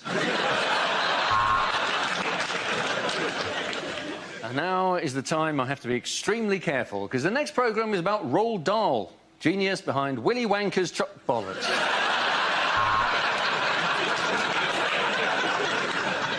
Next on the History Channel, World War II in colour. Look away if you don't want to know how it ends.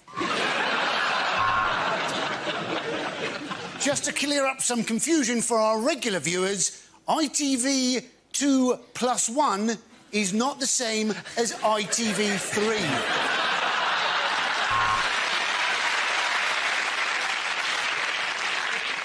First, though, there's a serial killer on the loose in Balamory. If you've been affected by some of the issues in EastEnders, they must have been acting it better than they usually do.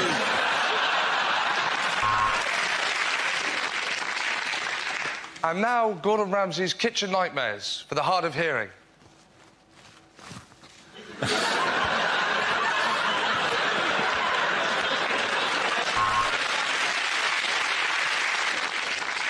You're watching the Dignitas channel. For God's sake, don't press the red button. Next up, it's Bargain Hunt, which is also rhyming slang for the bloke who presents it. Right now, Kate Humble's in the lambing shed. Oh. Unlikely agony aunt letters. Dear Deirdre, I have recently become obsessed with a woman and begun stalking her. Look out of the window.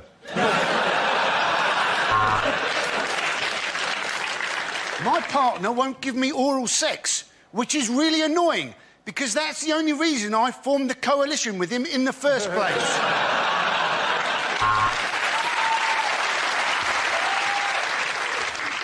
My wife says I don't feel anything, which is a problem. And there was something else. Oh, yes, I'm on fire.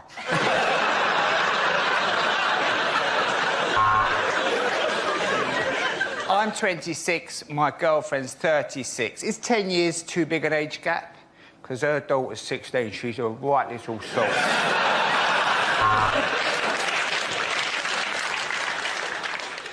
I have recently met a woman who makes me feel young again. She's 167. Dear Deirdre, I'm from Nigeria, and I'm fed up of Mickey Flanagan mocking my accent.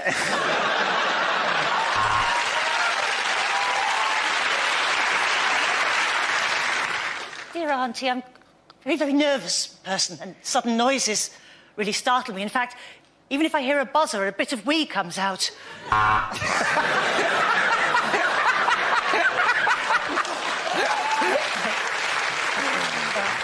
My mates are all getting into drugs, but I don't know what to do. Should I charge them mates' rates or just normal prices?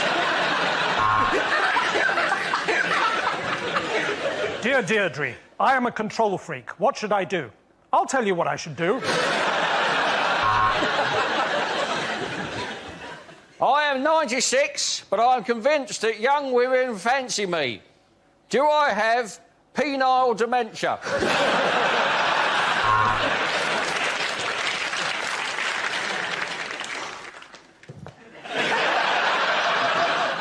I've been wanting to come and see you for a long time, but I can't get out of the chair!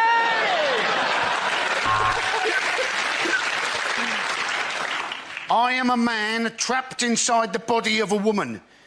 Could you tell us, please, how to get out of position 43 of the Kama Sutra? I work in the public sector, and I'm really, really, really worried about my pension. OK, the next topic is unlikely things to hear at Wimbledon. Well, at 2 sets down, let's see what he's got in his locker.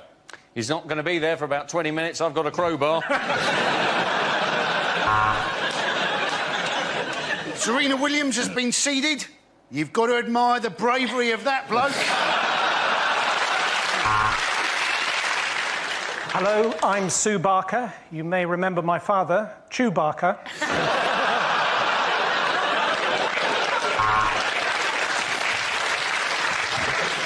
Well, they say that the All England Club is a bit behind the times, and that's why this small boy has just had his hand chopped off for stealing a strawberry.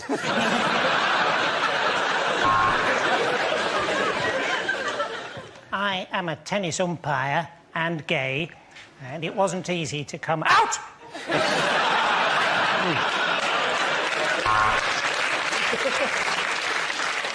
What a fantastic slice, but I do think the All England Club will insist she wears knickers again next year.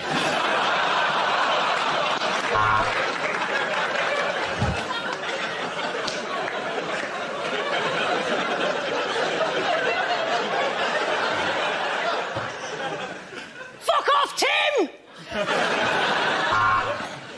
Well, how did the umpire get up there? I think he must have used a Sepp Blatter.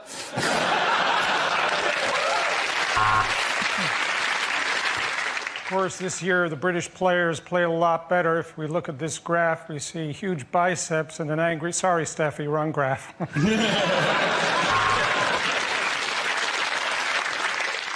And for any of our Scottish viewers, what you can see there in that glass of Pimm's is fruit. Andy Murray here. Andy Murray not being able to make it here today, but we do have his cab driver on the other line. Can you tell us what's occurred? I can't get out of the cab!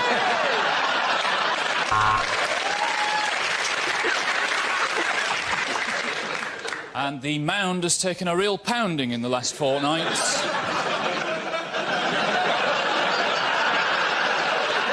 I think the All England club are fine with it as long as it doesn't affect her tennis. Unlikely questions from this year's exams. Discuss the metaphysical meaning of the following poem. My friend Billy has a 10-foot willy.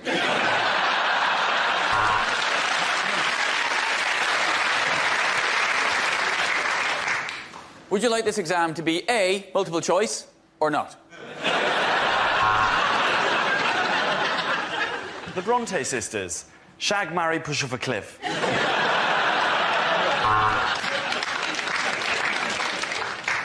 Discuss the following.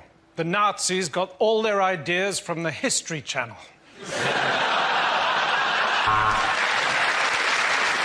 Who was the chap in the A team who would not get on the aeroplane? Was it A, B, or B, A?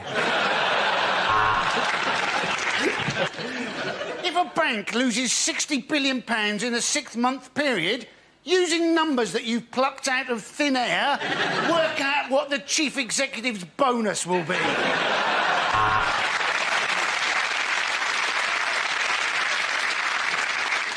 Napoleon, a small man or a long way away?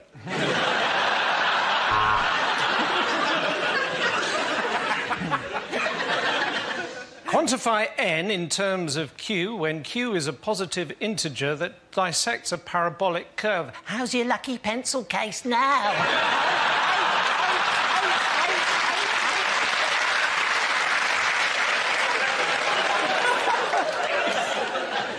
What's the name of that round thing that they throw in the Olympics? Discuss. Poetry. Is it all a bit gay? Draw a diagram of the genitalia of the male elephant. Use all 30 sheets of paper provided.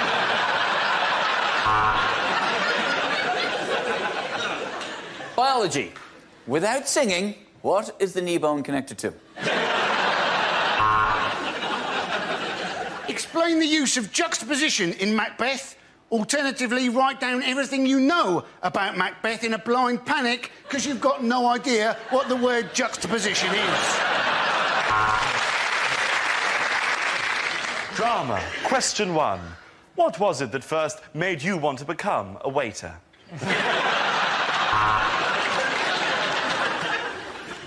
What is your PIN number? OK,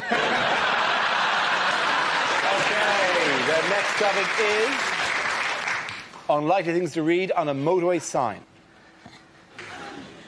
For Middlesbrough, take the exit marked hell and then lose the will to live. Accident. You were one. Love, Mum and Dad.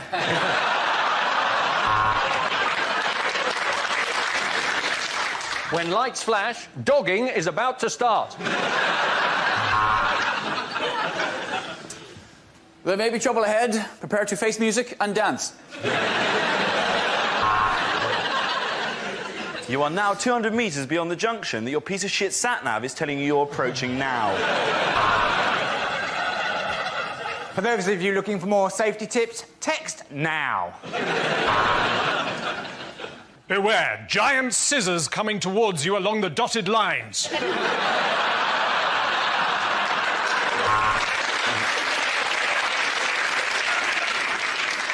Turn on lights in tunnel. They're on the right, just above the entrance. Turn off the sat-nav. Use the force, Luke. The North, where the men are real men, and so are quite a lot of the women.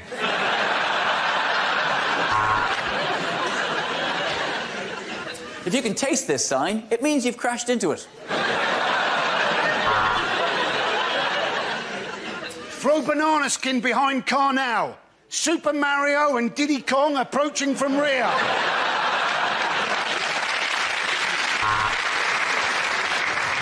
There was a young man from Preston who tried to drive to Heston. The sign wouldn't rhyme and he ploughed into the back of a juggernaut.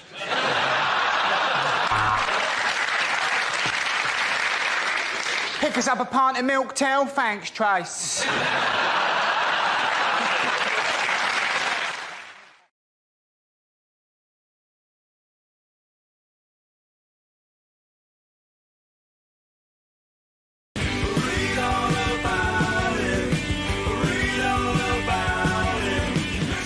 Okay, here we go. Let's have a look at the first topic.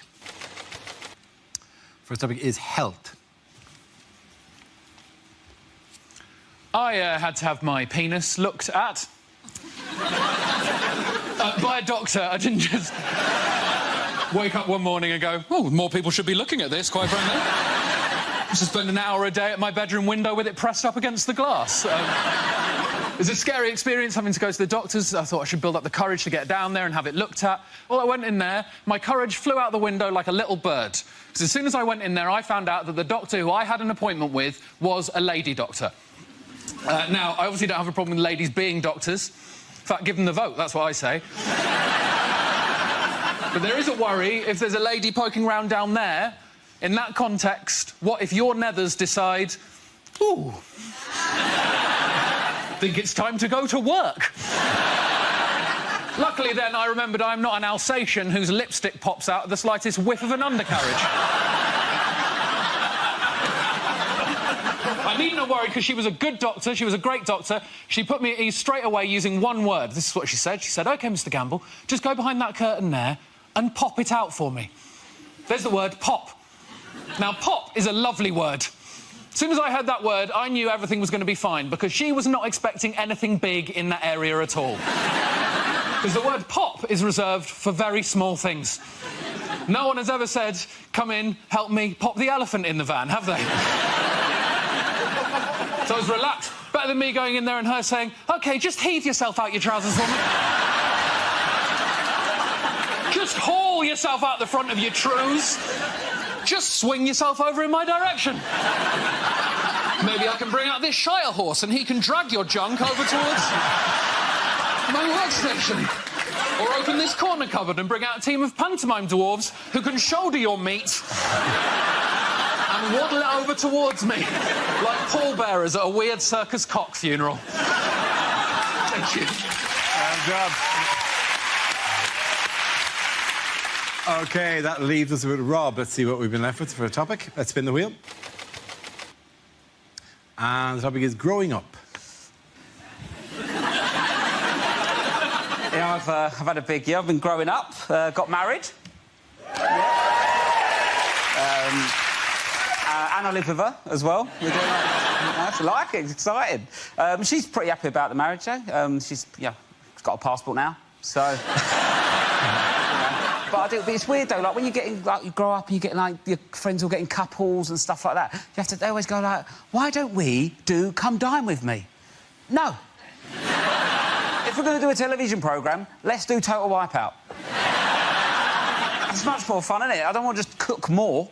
And it's weird though, because my mum did different things when she was growing up. She used to do Tupperware parties, and these don't exist. This is where groups of grown women used to buy and sell lumps of plastic. Like, what kind of night-in's that? And, like, the only thing that ever got bought at a Tupperware party was a big bowl, going to be used for salads in the summer, just turned into the house sick bowl. Everyone's got one of these horrible bowls in their house. It's a bowl you keep in your house, so every member of your family's been sick in at least once. What kind of life's that for the bowl? He's at the Tupperware party, I'm a big bowl, going to see some salads in my time. No, mate, sick forever.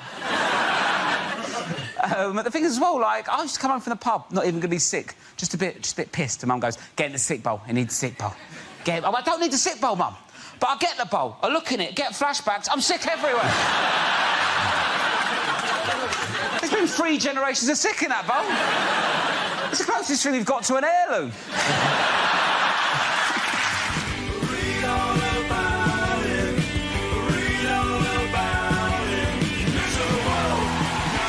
Both of you. Points for both Rob and Ed. Come on back.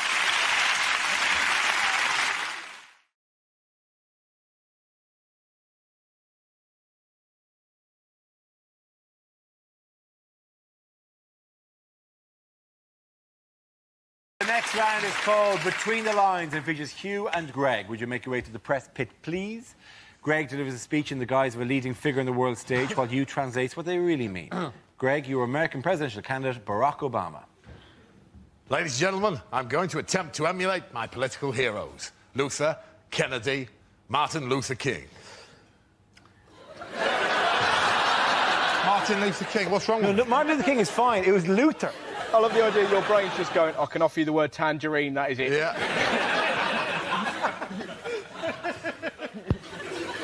Ladies and gentlemen, I'm going to attempt to emulate my political heroes. Lincoln, Kennedy, Luther King. I'm going to be assassinated.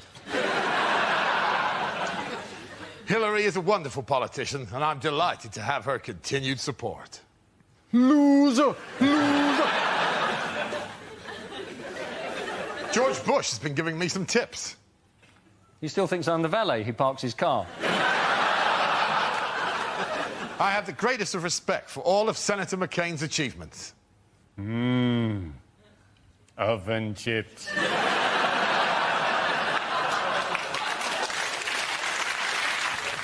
I will, of course.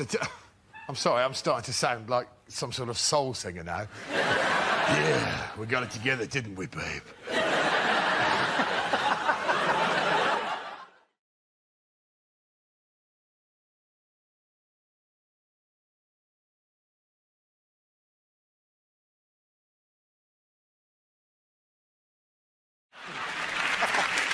It is to do with the visitor to London.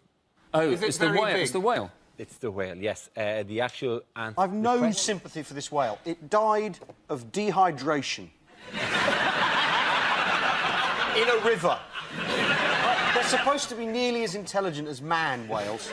And this whale died of dehydration. Well, to be fair, the whale didn't request being removed from the river.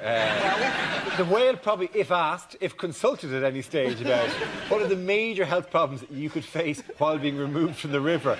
Dehydration, he probably would...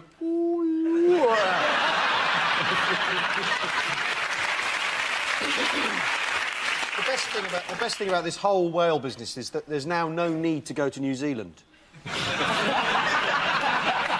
Simply no need. You're 28 hours of connecting flights to look at whales. There's no point. They're in our river. Do you know one of the reasons I think it swam up the Thames was because the Navy were doing sonic soundings and stuff off Southend, and this apparently confused the whale. Because it sounds like an explosion to us, but to the whale it said diversion, North Sea closed. Delays possible till November. I was very impressed with the fact that I spoke to a number of people who said, well, it received all the coverage because we in Britain love animals. Ugh. And you're kind of going, no, I think any country that had a whale swim into the middle of the capital city would have probably gone, oh, a whale, that's a little bit unusual to us.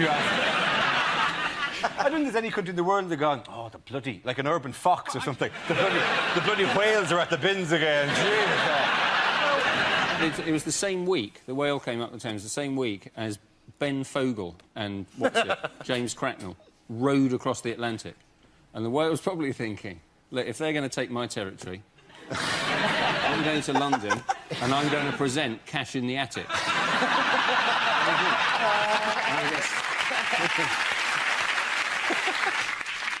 This week on Cash in the Attic. Well, yes, it was my mother's originally. But we're hoping to raise money for a holiday in Australia. I think it was weird that they were thinking... One of the plans was to use whale song to lure the whale back out to sea. But we don't know what a whale song means. We have no idea. Anything by Dido will do. Yeah, exactly. As an emergency measure, they could have slowly moved Enya up the river from Kingston, playing her I think we should do that anyway. driving the whale. Let's do that anyway as a memorial to the whale's memory, Dara. Or let's make a memorial for the whale by putting it in the EastEnders title sequence. Is it not very selective as well that they gave the whale a name? That it was called Wally or Whaley? What was the mistake with the names? Well, because you give a whale a name, but you don't. When a dingo has eaten some children in Australia, you don't say. Well, you don't. Davy the dingo. Well, you generally give the name to anthropomorphise, to give it to see that it reflects some great human qualities like bravery or getting whatever. lost. But eating small children isn't really the kind of thing you want to have. Oh, little Teddy the dingo, you're all full up now, aren't you? Exactly. The Sunday Times helpfully ran a map of the whale's route, which we can show here. That's the whale, which is, you know, the river, basically. Just in case you're going, if I was going to Battersea from East London, I wouldn't have gone that way. After the whale sadly died, some criticised the rescue operation. Let's face it, a whale needs to be winched onto the barge like it needs a hole in the head. I thought that was sweet, that particular one. To be fair, the whale only received the same treatment as any NHS patient, dying on the trolley 36 hours after first being seen.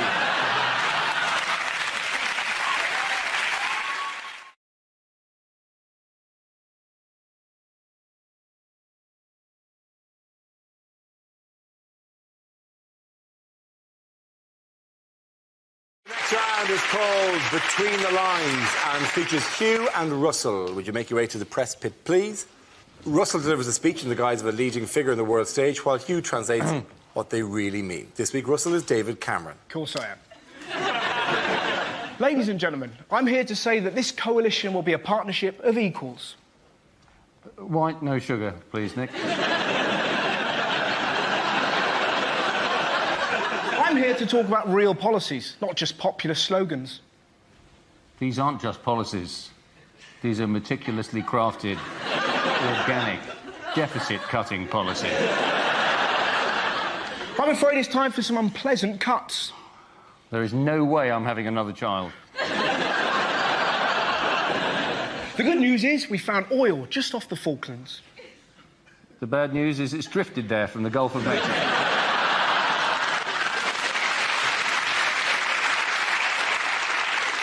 People say I'm just image, and you pulled that face over. People say I'm just image and spin, but you can see statesmanship written all over my face.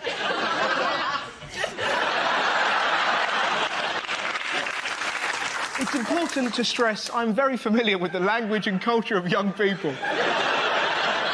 What's up?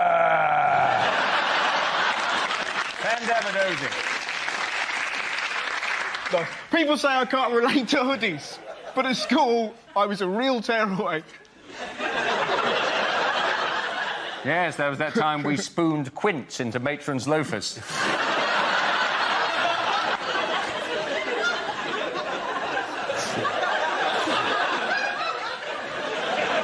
fact, though I'm not proud to say it, I was once a gang member. Yes, no one messed with the Eton choristers.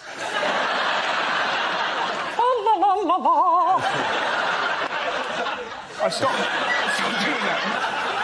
Having visited America recently, I must say I've never met anyone like Barack Obama before. Well, I have, but normally they're wearing white gloves and serving me G&T.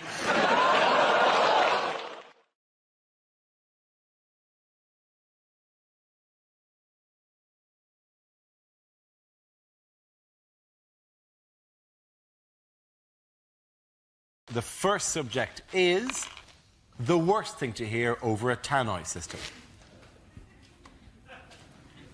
Only you can hear me. The train to Nottingham will arrive in 5 minutes, which is a pity because this is Tesco. Second floor, but you can't get out. Welcome to our school sports day. Mark will probably get stuck in a sack. Ha, bloody ha.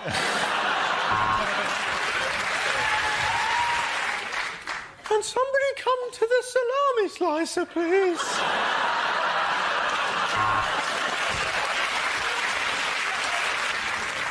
If anybody has found a Vicks inhaler... Ladies and gentlemen, we all know there will be a bomb on the tube, but will it be today?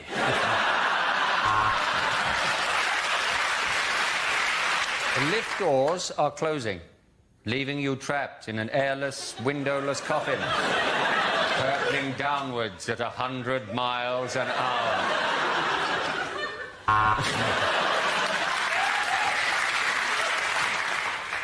Would the parents of the child that fell into the tiger enclosure please come to lost property to collect her shoes?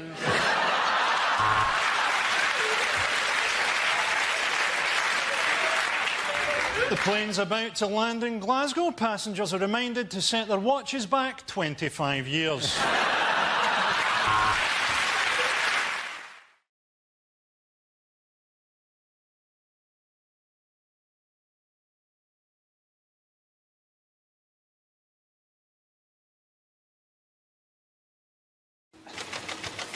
The first topic is science and technology. Who wants to come in on that? Andy Parsons. I quite fancy being a wind farmer. No, because I think out of all the farmer jobs, it's got to be the easiest, isn't it?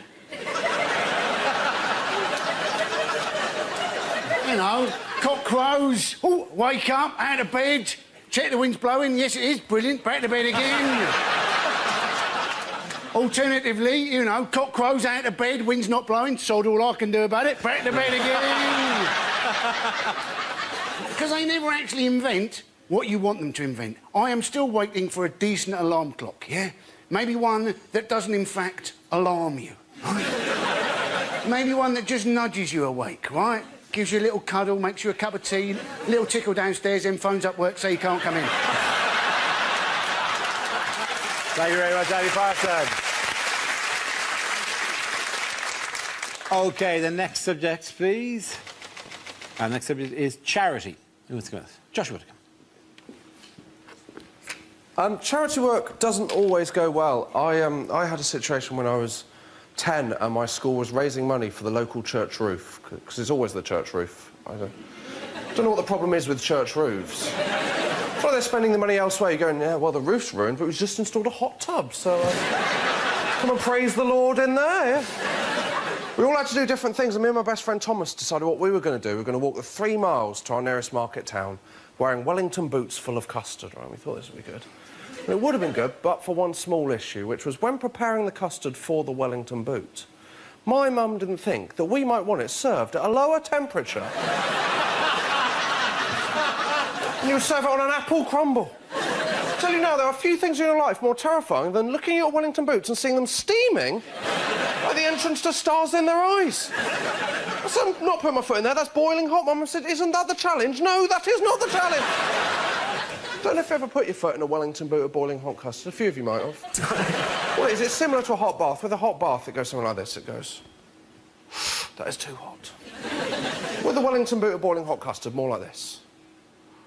That is too hot. And suctioned on. It's like a medieval torture devised by the Chuckle Brothers. Yeah, and this is doubly humiliating because I've had to go in 3 times to break the skin on the custard.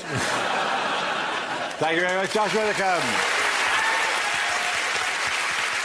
OK, that leaves us with Gary. Let's see what topic you've been left with. Let's spin the wheel. And the topic is education. One time at school, I lost my thesaurus. I couldn't find the words to describe how upset I was.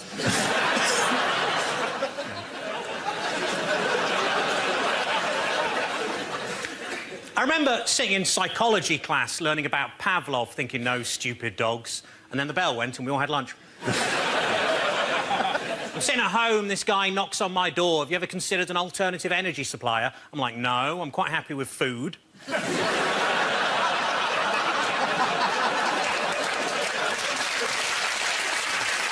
It's got to be a tough job going around door to door encouraging people to photosynthesize. I can give you the leading cause of anaphylactic shock in a nutshell. I've got the memory of an elephant. I remember one time I went to the zoo and saw an elephant.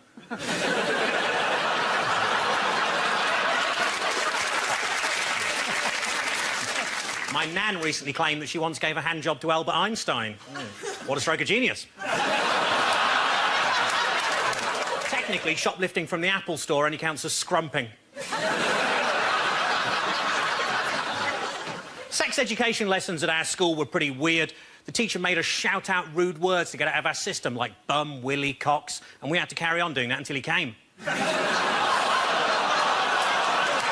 you. Thank you very much, guys and ladies.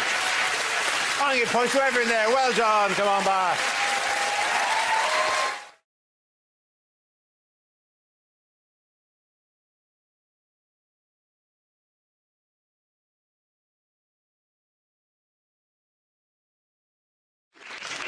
Well, that really was a spectacular day of weightlifting, but before we go, we've got time to just look over some of the most spectacular anal prolapses we've seen today. Is it a brutal moment of self-realisation? Is this the exact moment when he suddenly thinks, am I a dick?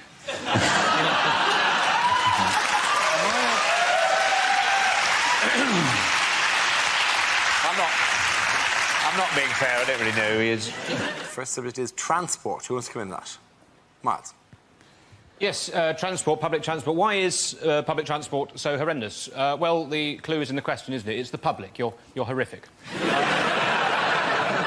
I don't take public transport terribly often, but sometimes I do it for a dare.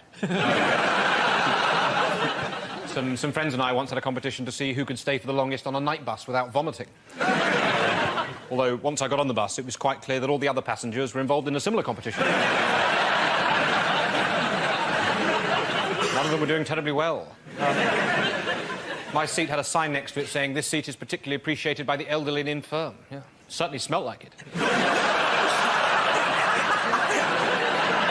Now, what a journey. Every time somebody pressed the stop button, it pinged. The oik sitting next to me stood up because he thought his McCain's microwavable chips were ready.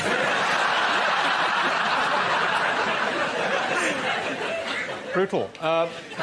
Anyway, while I've been speaking, I imagine a lot of the ladies in here have been looking at me. Possibly, you know, you're thinking, is he or isn't he? Well, I've got to be honest with you, ladies, I am looking for a cleaner.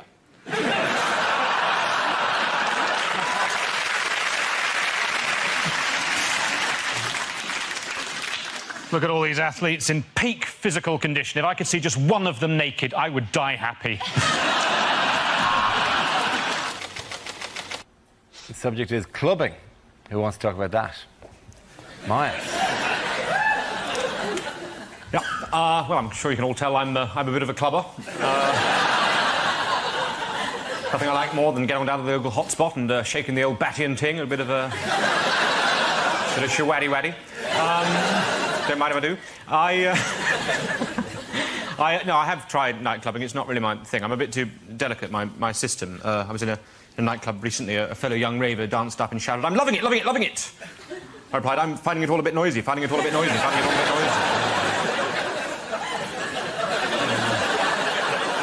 noisy." People jump around like crazy in those places. At one point, my cup and saucer was knocked clean out of my hand.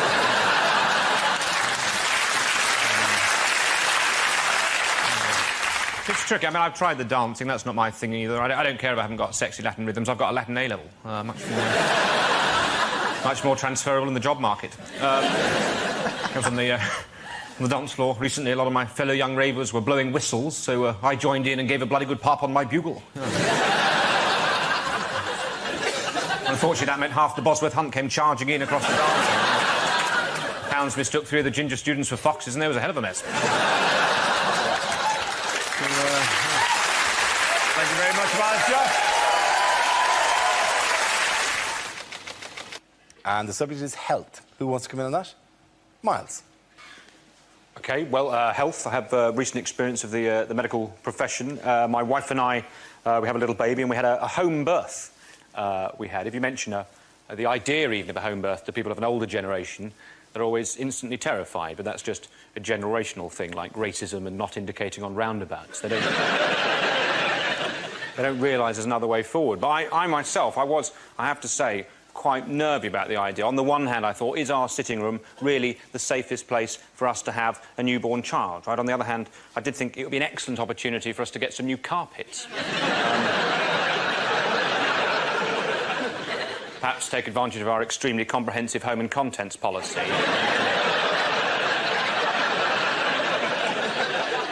I I waited till the head was showing. You've got to be sensitive. And then I tiptoed into the next room and got straight onto the phone to our insurance people. You know, I was excited. I mean, I was giving all the measurements I'd done them months ago. But they were, you know, a lot of... questions. They asked a lot of questions, the insurance people. They wanted to know why my wife had attempted to give birth in every room in the house. Thank you very much. Subject is hospitals. Who wants to come in at Miles? Hospitals. I can understand why some people think that they're a good idea. I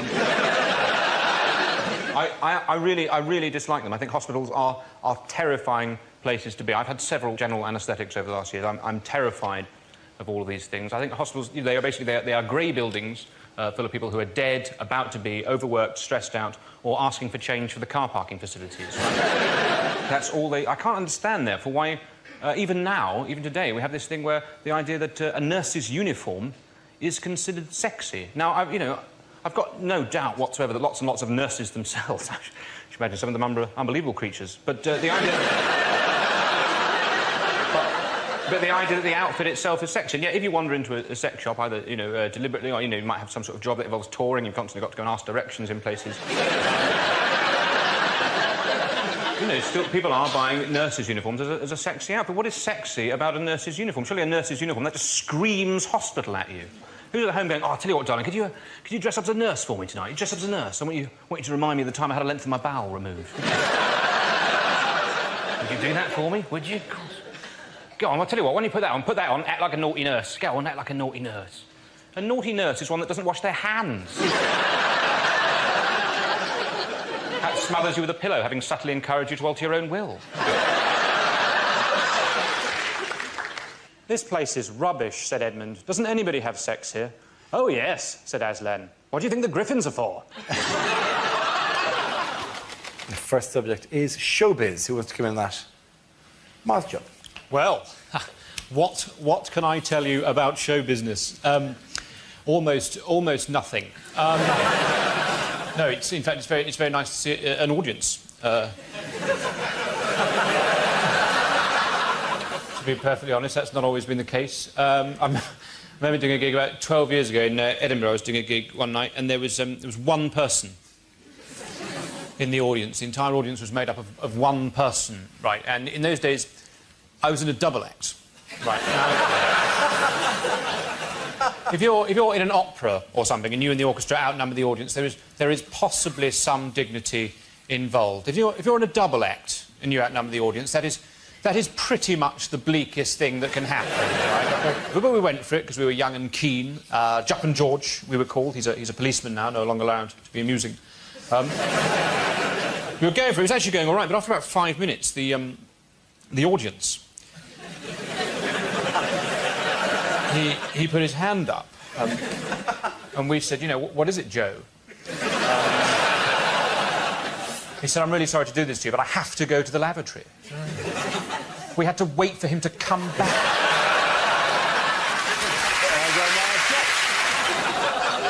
And the sumo wrestler grunts as his opponent enters the ring. Pretty sure that move's illegal. Is it pick an arbitrary length of time?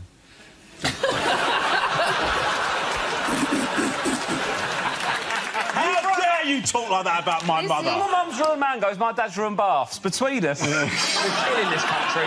Well, I think we've just scraped off a layer there. Is that a story from your childhood? A couple of weeks ago from the I see. Oh, right. Don't watch myself. No, I know.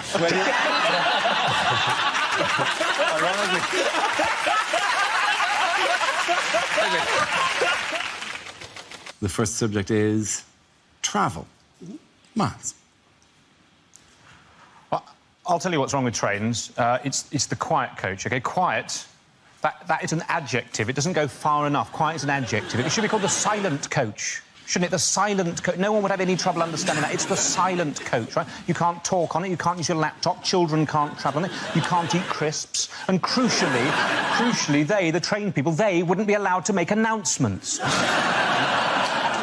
Because the sort of people that have the mentality to travel on the quiet coach, which is the correct mentality, are the sort of people who check where the train is going before they bloody get on it.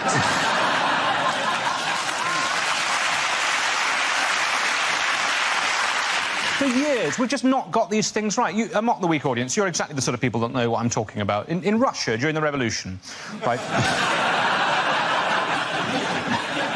During the Russian Revolution, the Russian army was able to travel to all of its battles by train. During a revolution, they were still able to rely on public transport. Imagine if we had a revolution now and the army had to rely on transport, we'd be buggered, wouldn't we? Certainly those of us who wanted the army to win. Absolute nightmare, wouldn't it? Marston Moor 2016 kicked off. You know, the British Army turning up 7 hours late to every single conflict. You know. Oh, sorry, there were leaves on the line at Stevenage. There was a passenger action at Crewe. We were going to be joined by the SAS, but they've been stuck on a rail replacement bus service in Horrocks. Thank you very much, Miles. What might we be sending out via smartphones next year? Oh, this is a good one. This is smells. You can sell smells over your iPhone. Yes. It's brilliant, isn't it? If you fart in a meeting, you know, just blame your phone. You know, somebody sent me a farticon. I'll just turn that off, you know. You're going to say it's going to be great when Obama finally picks up the phone and goes, Dave, I can smell pasta. You in Trago Mills?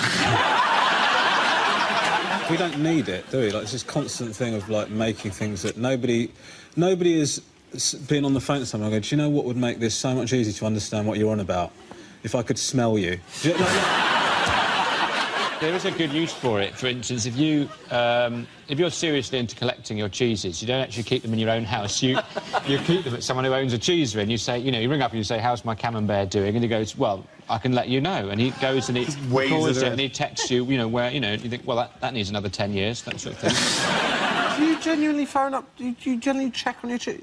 No, mate, I'm improvising. I don't know how the other half